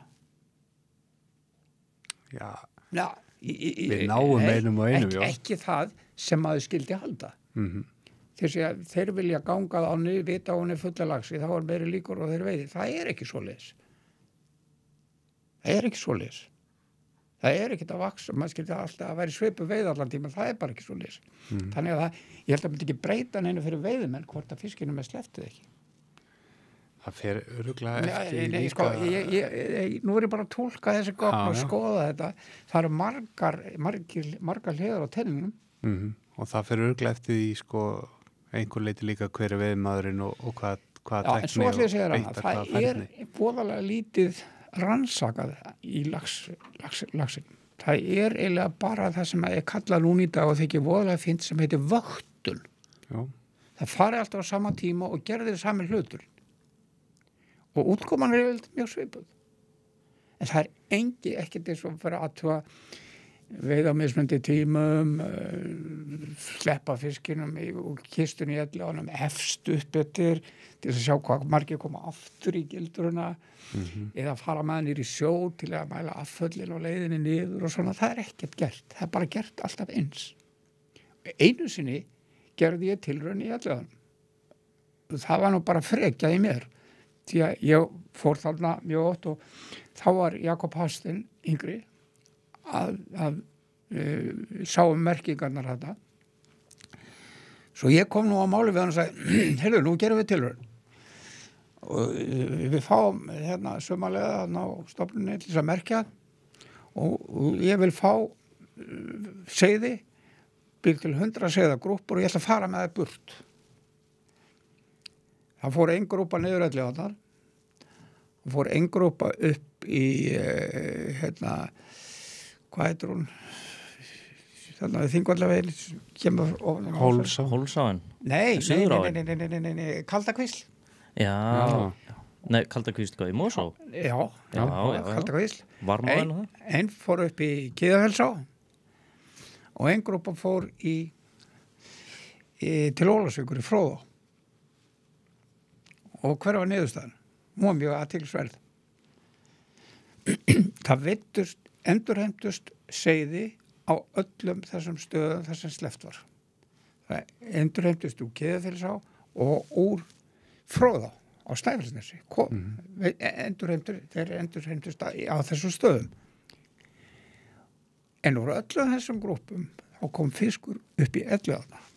Aftur. Já. Jafnvel þeir sem hefur farið til Norri Breiðafjörð. Þeir komu aftur í Elliðaárnar. Þau hefur aldrei farið á Ósinn. Og var þetta smoltu segði? Já, þetta voru smoltu meiri niður. Já. Já. Er það ekki búin að innprinta inn lyktina og keimin á ánni og svona og vilja bara fara heim? Jú, hvernig gerist það? Hann veit ekki hvað hann er. Nei. Þetta hefur aldrei verið gert aftur. Þetta var 1986 og ég fekk bara skammir fyrir þetta og hann sagði að fórsturinn, þú falsað þessa niðurstöðu, þetta var ekkert svona. Hvað okkur hefur þetta ekki verið gert áður? Það var vegna að þetta var á þenn tíma sem að menn voru í hafbeit og þá var bara sleppt seiðum og þau ættu bara að koma aftur og það var meiri sig að gera tilraunir með það að setja gervilykt í ána. Svona flösku sem að setti lyktarefni þarna, þetta var austur í Berufirði. Já. Það var látið draupið í ána kemistefni til þess að búa til lykt. Þannig að myndi þekkja örugglega sína. Teóriðan var svo að hann þekkti lyktina úr ánni að því hann lærði á lyktina úr ánni. Hinn kenningin sem kemur reynda frá mínum professor var svo að það væri lyktin af fiskinum sem að leiðbeindu honum. Það er að segja, feromónar frá fiskinum samstofna, skilurðu. Já. En ekki lyktin úr ánni sem slíkri.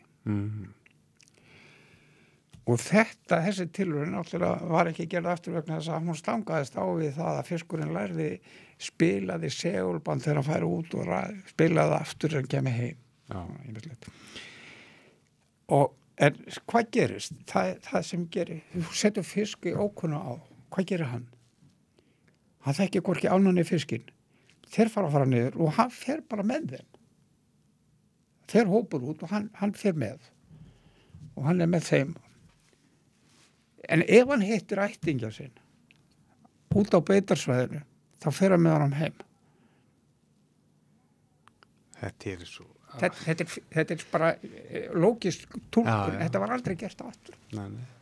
Hvað finnst þið þá með eins og hafbeitarannar Rangá, Ytri og Ystri og Affall og svona?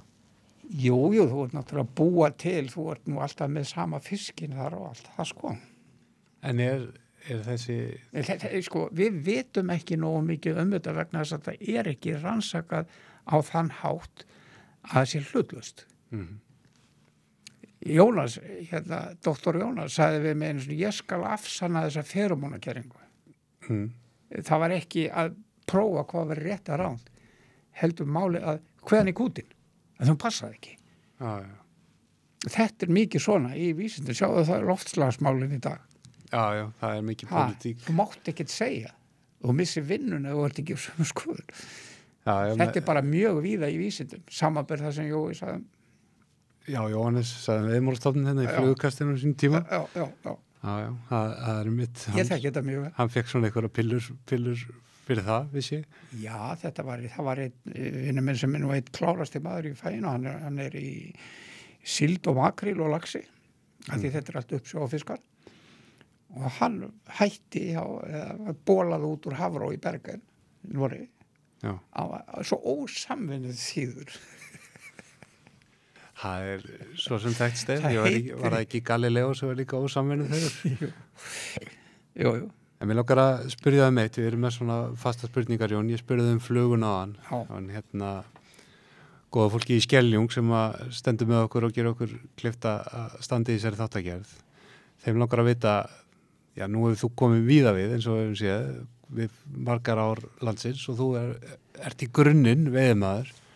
Hvað er svona eftirlætis hylurinn eða Já, ekki veiðistaður? hilunni, það er eftirlætis áin mín á sínu tíma var Fljótá. Já. Hröð og skemmtilega á. Já, og bæði bleikja og lax. Mm Og þar veit ég lax á Hólfrið. Já, sjálfsögðu. Gott að tengja við svona einhverju Ég uppáhaldsflugu sagði ég líka. ætla að taka 1 kast, sagði ég. Og ég fór eitthvað 1 kast. En mér langar að vísa í annað varðandi og Fljótá svo sem skýtur þessu niður í kollina mér að hún er svona á sem að hún er virkjuð, er á miklu svona bleikjusvæði, rennur hratt ef maður bara horfir á hana, er köld í grunninn, það eru háfjöll allt í kring og snjór langt fram á sumar. Já, en stabil. Já, en stabil og sérstaklega út af virkjuninni. Átnar okkar á Norðausturlandi og annað. Þessar kenninga með hvort að þessar ár séu að framleiða hlýsumur laxaseiði, kvöldsumur bleikjuseiði. Geturðu eitthvað að gefa okkur eitthvað innsýn í þetta? Nei, sko, maður finnur eiginlega aldrei bleikjuseiði í laxveiðum. Ok. Ég hef nú ekki skoðað seiðabúskapið mikið í Fljótá en það er framleiðsla bleikjuseiði, menn það er aðalega lax. Bleikjan er komin þarna upp til að éta úr Miklavatni. Og það er ekki bara Miklavatni, það er hérna Brúnasta áin og fleiri ár sem að fyllast af fiski sem er bara að koma upp til að éta. Þannig að þú vildur rauninni meina að Fljótá sé ekki mikilvægt hrygningasvæði sjóbleikjunar hann í Fljótá? Nei, ég vil ekki meina það. Nei? En það er eins og, byrju nú við, Fremri Laxá, hún er full öðruða og við erum fleiri 1000 öðruða á sömri. Hann er ekkert alveg upp þarna. Hann kemur að neðan úr Laxárvatni til þess að Éta bitmýð bara. Já. Þetta er bara migrasjón hann upp í Fljótunum. Já, hvað er þetta? Og svo gerðist náttúrulega stórslys þegar er opnuðu lúgunar eftir 40-50 ára sett, sko, smúluðu öllu draslinu botsettin úr stífluvatni niður hana og það var 2 metra þykkt drullulaga sem komni í Miklavatn. Þá náttúrulega Rústaði bæði fiskinum og eldistöðinni. Já. Og náttúrulega með öllu botnlífi og... Já, bara svart teppi yfir botnin og allt, það var bara drullu, ótrúlega gerð. Langar að snerta á einu viði áður fyrir að draga þetta saman, Jón. Sem sérstakur áhugamaður Mývatn og Laxá. Nú er sko mörgum veiðimennum þykir þörungablómi í Mývatni mjög hvimleitur og sérstaklega ef þú vilt veiða á þessu vorum að tala á hann þessar skordýraeftirlingar, þurrflugu og annað, skygni í vatninu verður ekkert. Þú hefur haft svona, menn hafa haft ákveðna meiningar með þetta tengist skólpi og mannanaverkum og þú hefur svo haft ákveðna skoðanir á því. Hvað er þetta aukast eða erum við bara að horfa náttúrulega sveiflu og eðli Mývatns og erum bara að fljóta að gleyma? Við erum að horfa hann á fyrirbrigði sem gengur í bylgjum og er þekkt fyrirbrigði annar staðar og það er reynt að ráða bót á þessu þörungamálum með því sem kallast biomanipulation eða líffræði fikt og það var til dæmis það að það var í vatni í Finnlandi sem að það var svo mikið sefi og gróðri að það var vont að veiði þannig að þeir slóu sefið allt í leið með það en það sem kom í staðin voru þörungar sem að nýttu ábyrgðin sem að plönturnar, háuplönturnar og rótvöstu nýttu, þær fóru í að nýta hitt og svona kemur þetta og það sem að menn fundu út var það að orsökin eða höfundurinn að þessu var fiskur. Sko það er þannig í því að í fæðukeðunni að þú framleiðir sólin framleiðir svif, þörunga sem eru þetta sem er vandamál í Mývatni. Grænþörungar og bláþörungar og þetta sem að Þeir eru fæða krabbadýra sem eru fæða fiska. Þetta er svona einfaldri mynd. Nú ef þú hérna fjarlægir krabbadýrin þá halda þörungarnir þá er enginn til þess að éta þörungana og vatnið verður grænt, einhvað að segja það. Hver er það sem sér stjórnar krabbadýrun og það er fiskurinn sem að étur krabbadýrun og hann koncentrerar þá næringu, meltir hana og spýtir hann út og hann kallar fosforpumpa, hann dælir út áburði. Þeir sem eru duglegastir að grípa þennan áburð eru þessi svokölluðu bláþörungar og verða dóminerandi af því þeir hafa svo fljótar að nýta sér fosforið sem kemur. Þannig að með því að losa sig við fiskinn þá var meiningin svo að vatnið er tært og ég man eftir mér að segja ég er í Bergen 1970 þá sagði hann mér það hérna, minn yfirmaður í fiskirannsóknarstofunni, hann fékk beiðni frá bænum, það var sko tjörn í Bergen með bæ, hún var alveg golgræn og hann sagði, er ekki þetta að laga þetta? Jú, sagði hann, svo hann kom, sagði, við setjum út regnbogasilung var hann settur út og hann át upp hotsílin og vatnið var tært varð tært sem skapaði nýtt vandamál þá sáast öllu reiðhjólinu og dekkin sem voru en hvað það, hann var notaður sem til þess að gera þetta er ein aðferð þegar hann setur ránfisk til þess að taka þennan milljónirnar af smáfiski eða reyna að veiða smáfiskinn, það er önnur aðferð sem hefur að nota í Hollandi, þá veiða þeir bara með tógurum eða trolli þennan smáfisk og við það lagast vaskæðin.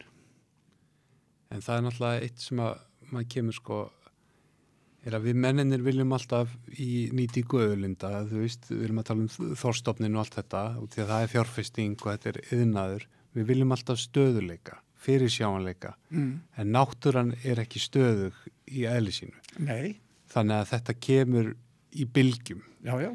Hotsílastofnin stækkar þegar ákveðna aðstæði myndast og svo þú veist, stækkar hann yfir sig, verður hrun og allt, þú veist, það er svona eru þetta ekki bara einhverju leiti eðlilega breytingar, eða ekki breytingar, heldur sveiflur lífríkisins í Mývatni sem að kannski er að verða Jú, en sko, við viljum kannski ekki hafa það svoleiðis.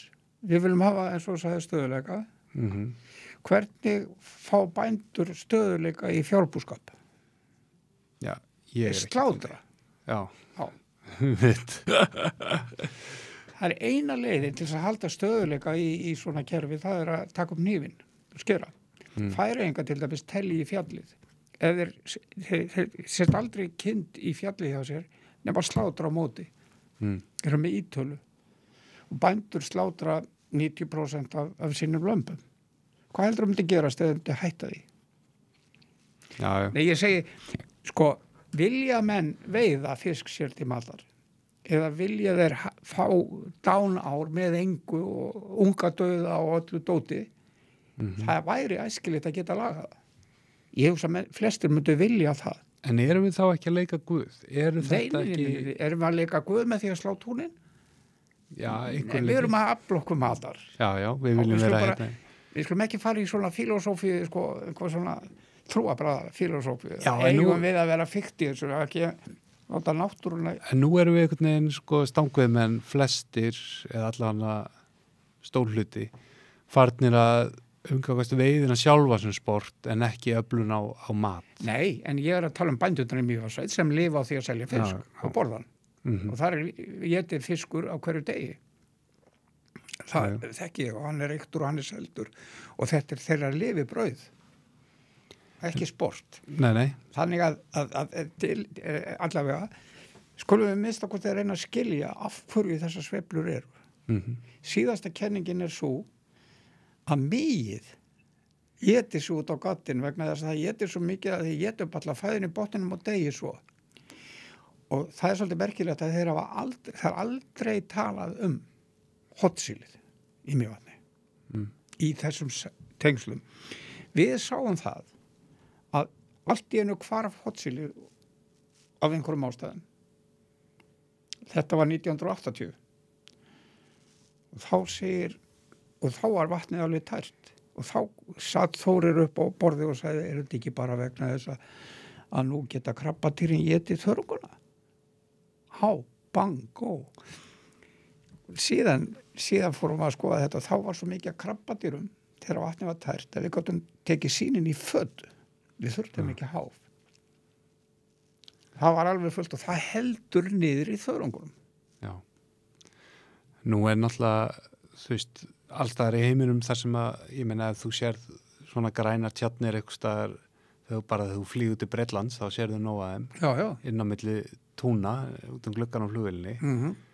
Og þetta er náttúrulega það sem að er svona afleiðing ofauðgi þegar einhver svona utanakomandi áburður kemst í tjarninar og það var svona verið að hérna eitthvað svona látið liggja því að þarna væri ferðamannakúkur að komast í Mývatn og væri að gera það grænt.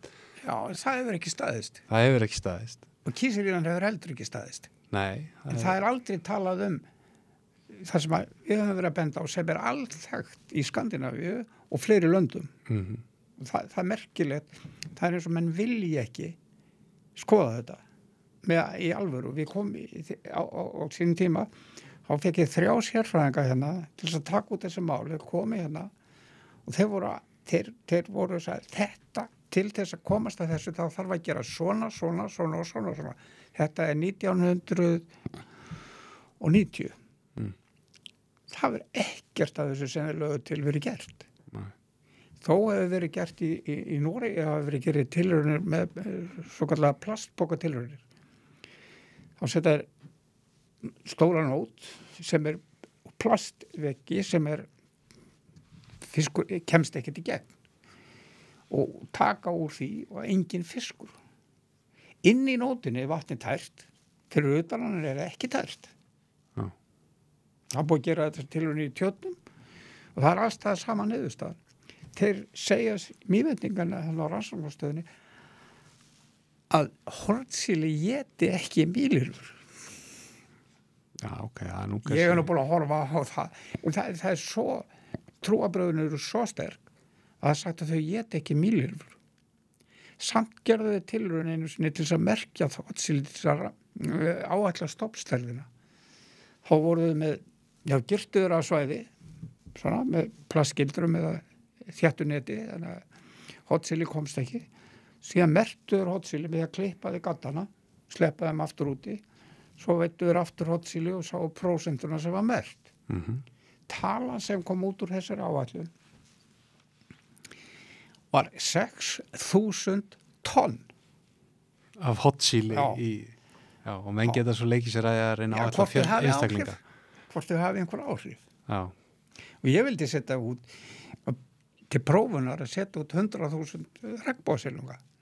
Ég man eftir þessu, Jón. Já. Og ég hélt að það væri komið 1. apríl. Já, okkur má maður ekki segja þetta. Þetta er Ég hafði, þetta er skemmtilega klikkað. Þetta á einum pólunum vill maður ekki sjá regnbogasilung í Mývatnssveit en þú veist, ef við viljum virkilega leysa þennan vanda þá má kannski benda á þetta lausnin svo þurfum við að taka ykkur ákvörðun hvort viljum við viljum við að hafa regnbogasilung í Mývatni ef það þýðir að það sé tært eða er okkur sama, skilur við þetta en ég vissi ekki hvert ég bara segja, horfa þess á þetta að regnbogasilungur er þannig að hann getur ekki tímgast hér. Nei, hann rignir á vori og aðstæður eru bara... Hann bara reynslan er svo að hann tímgast hvergi. Og það var mikið regnbogasilungi sem hann var alinn austur í Ölfusi og fór nýr í Varmá til dæmis. Varmá. Og Hann þó eru skilir þar náttúrulega þannig að hann tímgast ekki. Það er bara af einhverju ástöðu, það er eins og hér finnst ekki stólamý, sko. Já. En að einhverju, þú veist, ef einhver staðar þá hefði það átt að ganga þar sem það er hittast ekki allt árið. Þú getur, og við skulum bara horfa á dæmi, ef að hann hefði þrifist þar, við skulum segja að 1000 fiskar hefði þrifist, það er 1 tonn í matfisk handa þeim, bændunum. Nú er ég ekki að tala sportviði, alls ekki, heldur til þess að jafna þetta ástand, að fá stabiliseringu. Þetta er mikið notað. Annars það er að vísu notaði mikið silfurkarpa, ég veit ekki hvort það myndi þrýfast þetta, það er sömu eiginleikar. Já, en líka með kannski ófyrirsjónlegum hörmulegum afleiðingum eins og í Bandaríkjunum. Með silfurkarp? Já, hann átti til dæmis að éta þarna upp þörung og komst fyrir svona... Nei, hann er ránfiskur, hann er ekki þörung á þetta. Nei, ég er að rugla sama við... Já. Ég þarf eitthvað að skoða þetta. En hvað heitir hún þörungætan sem komst út í Mississippi og... Ég maður það ekki. Nei, en... Ég get sagt þér aðra sögða þessu svipað. Það er svo mörg dæmi svona introduced species. Ég kom í veg fyrir það að hér er þið fluttin tegund á rækju sem heitir mísis. Það var svíið sem að var að predika það að það þyrfti mísis til þess að vera fóður fyrir fiskinn. Í ferskvatni þá? Já, í vötnum. Þetta er relikt eða dýr sem er frá Ísöld. Og hér voru menn sem vildu flytja þetta inn vegna þess að fundu þótt að veri fæðuskortur í vötnu hérna, Skorradalsvatni, Þingvallavatni, og þeir voru komnir með eiginlega mísis í poka kláran til þess að koma hingað. Mér tókst að stoppa það af á sínum tíma vegna þess að ég þekkti söguna og ég hitti kollega minn í Nóri, hann sagði þetta er Snósavatn, hér var 20 tonna bleikjuveiði í mörg ár, menn svo kom mísis. Já. Hún át upp allt annað. Og á sér enga náttúrulega óvinni. Og hann át ekki mísis. Fiskurinn? Nei. Og þetta er stórt problem. En þetta er alltaf hættulegu dans, sko, þegar maður fyrir að sjá fyrir sér regnbogasilungi. Já, regnboginn sé nú náttúrulega, sko, og jafnvel, hann getur ekkert gert neitt, sko, svo illt. En varst ekki líka svolítið bara að setja þetta fram í hún til þess að umræðan er þá tekin? Nei, ég meinti vildur í alvörunni fara með bíla? Akkur má ekki gera svona tilhör? Já, við erum að reyna að taka umræðana hér. Já, ég er að segja það. Já, ég gerði þetta í alvöru, fullur alvöru. Þetta var ekki djók. Það var djók þegar ég fór 1. apríl að veiða í Tjörninni. Þá fór ég með Jón Ásali, vinnu mínum, og við settum bát í Tjörnin og kom með fisk annars það frá og við dróðum að slappfull net Mér finnst sko eins og ég hef heyrt af þessu að það hefði gengið upp lækinu til lækjagotu lax eða eitthvað. Það gerði það. Já. En við settum þetta á svið fyrir 1. apríl. En Tjörnin, fyrir það sem átt sig kannski ekki á þörungablóma og er ágætt að horfa í Tjörnina í júli þegar fuglarnir eru búin að drita í hann allt sumarið og... Já, hún er stundum tær. Hún er tæri mitt oft. Stundum, já. Það sem gerist í Mývatni til dæmis sem ég horfði bara á, að eitt svona stórt mýár, fyrir ekki Hotsíla ár, þá var allt upp í þetta fiskurinn að drepast úr hor og svo bara fór hann að streyma niður Laxá í milljónatali. Já. Bara hann fyllti að leiðin til sjávar. Hotsíli er svolítið merkilegu fiskur. Hotsíli er nefnilega merkilegasti fiskurinn. Tölum það sko. Hann hérna vissir það að þeir voru með laxeldi í hafbyrtinni í Hraunsfirði. Þá stífluðu þeir Hraunsfjörð. Og hvað sáu þeir haustið? Milljónir af hotsílum að reyna að komast heim aftur úr sjónum. Já. Hann gengur til sjávar. Þetta er nefnilega ótrúlegt. Og þeir veiða það milli Íslands og Noregs. Já. Yes. Bara úthafi. Já, úthafinu. Hann þessi Holst, Jens Kristján Holst, sem fór frá Hafró í Bergen, hann var að rapportera þetta, þeir veiða þetta í hafinu, í troll. Það er nú ekki langt síðan að bara haldin einhver árleg hortsílarastefna á Hólum í Hjaltadal. Já, það er nú allt annað, sko. Það er erfðafræði business. En það er sko merkilega lífshættir. Já, einmitt. Og þú veist, þetta er fiskur sem að getur lifa alla sína í hafið, eða ekki líka, á þess að þurfa að fara í ferskva til að hrygna. Ég veit það ekki. Ég held nefnilega að það sé málið. Þetta er ótrúlega svona svo kallið keystone species.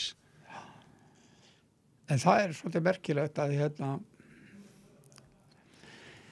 það eru til 2 tegundir hortsílum, einn með litlum göddum sem við erum með og svo einn með stóru göddum og svo er til fiskur sem er svipaður hortsíli hann er engagadda. Þeir voru að gera tilraun með geddu og þeir settu 10 stykki af hverju í búri hjá geddunni og hún smakkaði á öllum, svo átuð hennar gaddalausa og svo átuð hennar með litlu gaddana og svo átuð hann svældi hún þessi restinni sem var með stóru gadda. Þannig að þau eru fljóta að læra. Já, einmitt.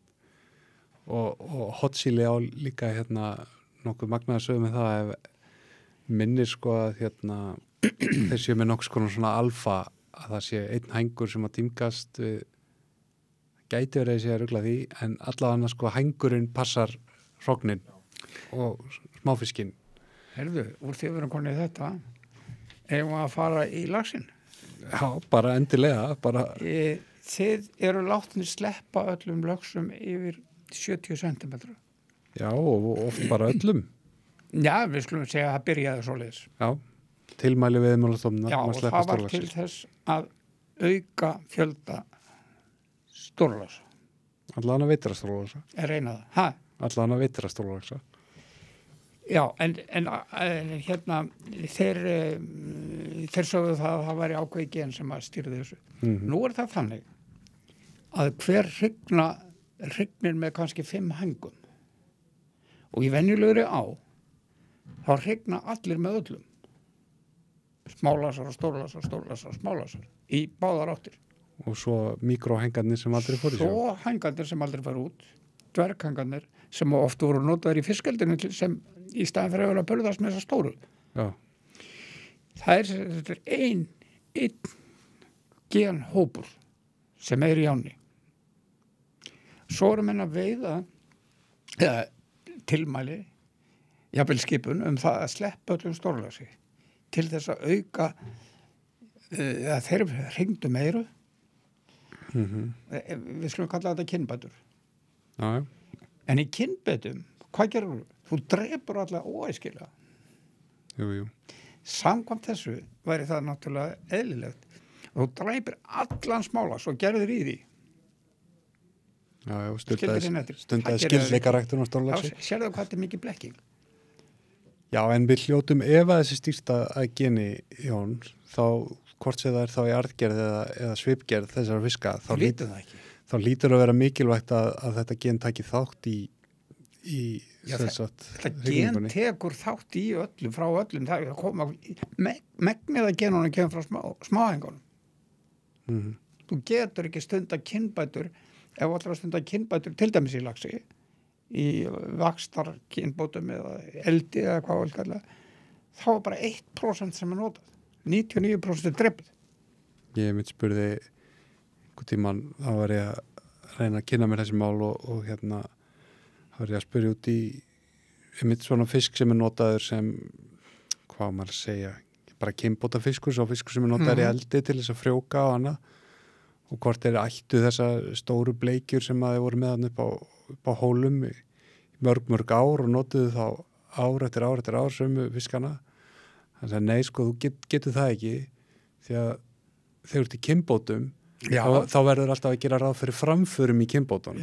Þannig að þú verður alltaf að slátra aðaltarfinum núna og gera ráð fyrir að sá næstu verði stærri og betri. Já, ég meina það byggist á því að slátra óæskilegu dýrunum úr hópnum. Til að byrja með og svo þarf alltaf að gera ráð fyrir. Já, nei, ég segi svona að þetta hefur náttúrulega engan tilgang, sko. Nei, það er það er svona, þetta er svona blekkingar, það er miklu betra að segja satt, við viljum að þið sleppi þessu svo að veiðimennir geta, leigutakarnir geti haldið áfram með sitt svo kallega business model. Já, og það er einmitt eins og við komum inn á hann, það er ekki alveg hægt að kljúfa það í sund. Nei, ég er ekki að það.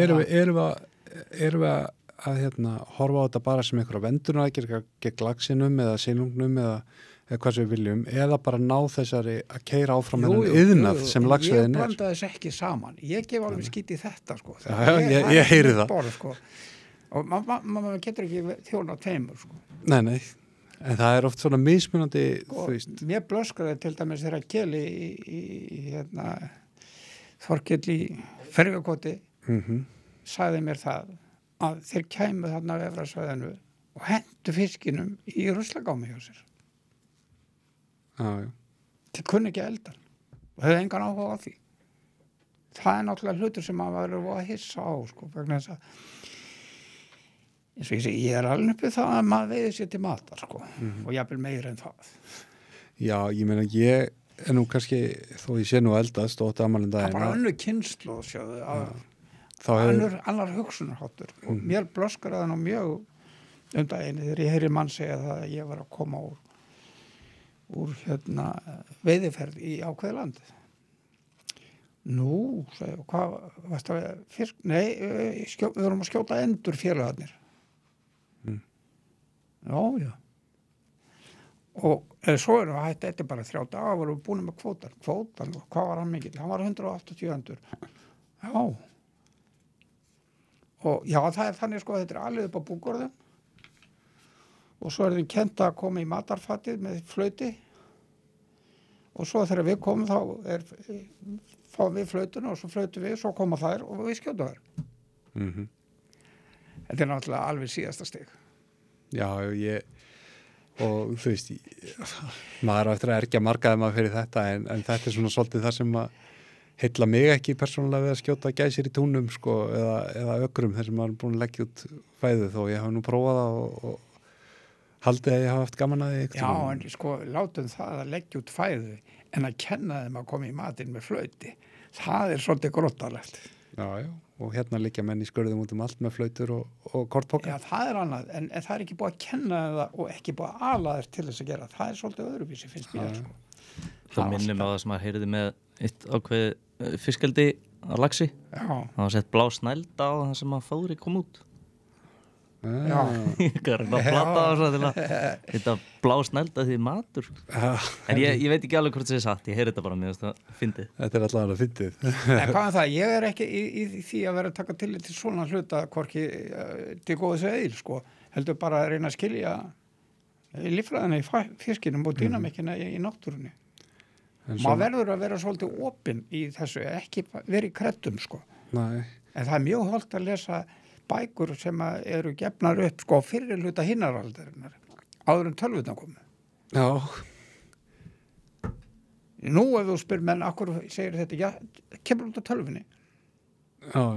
En í gamla dag voru menn að gera annað að reyna að skilja náttúru, það er alveg, sko, unun að lesa marga bækur eftir fyrirtíða vísindamenn í þessum fæn, alveg sérstaklega gaman að því og bara manni svo Bjarnar Sæm.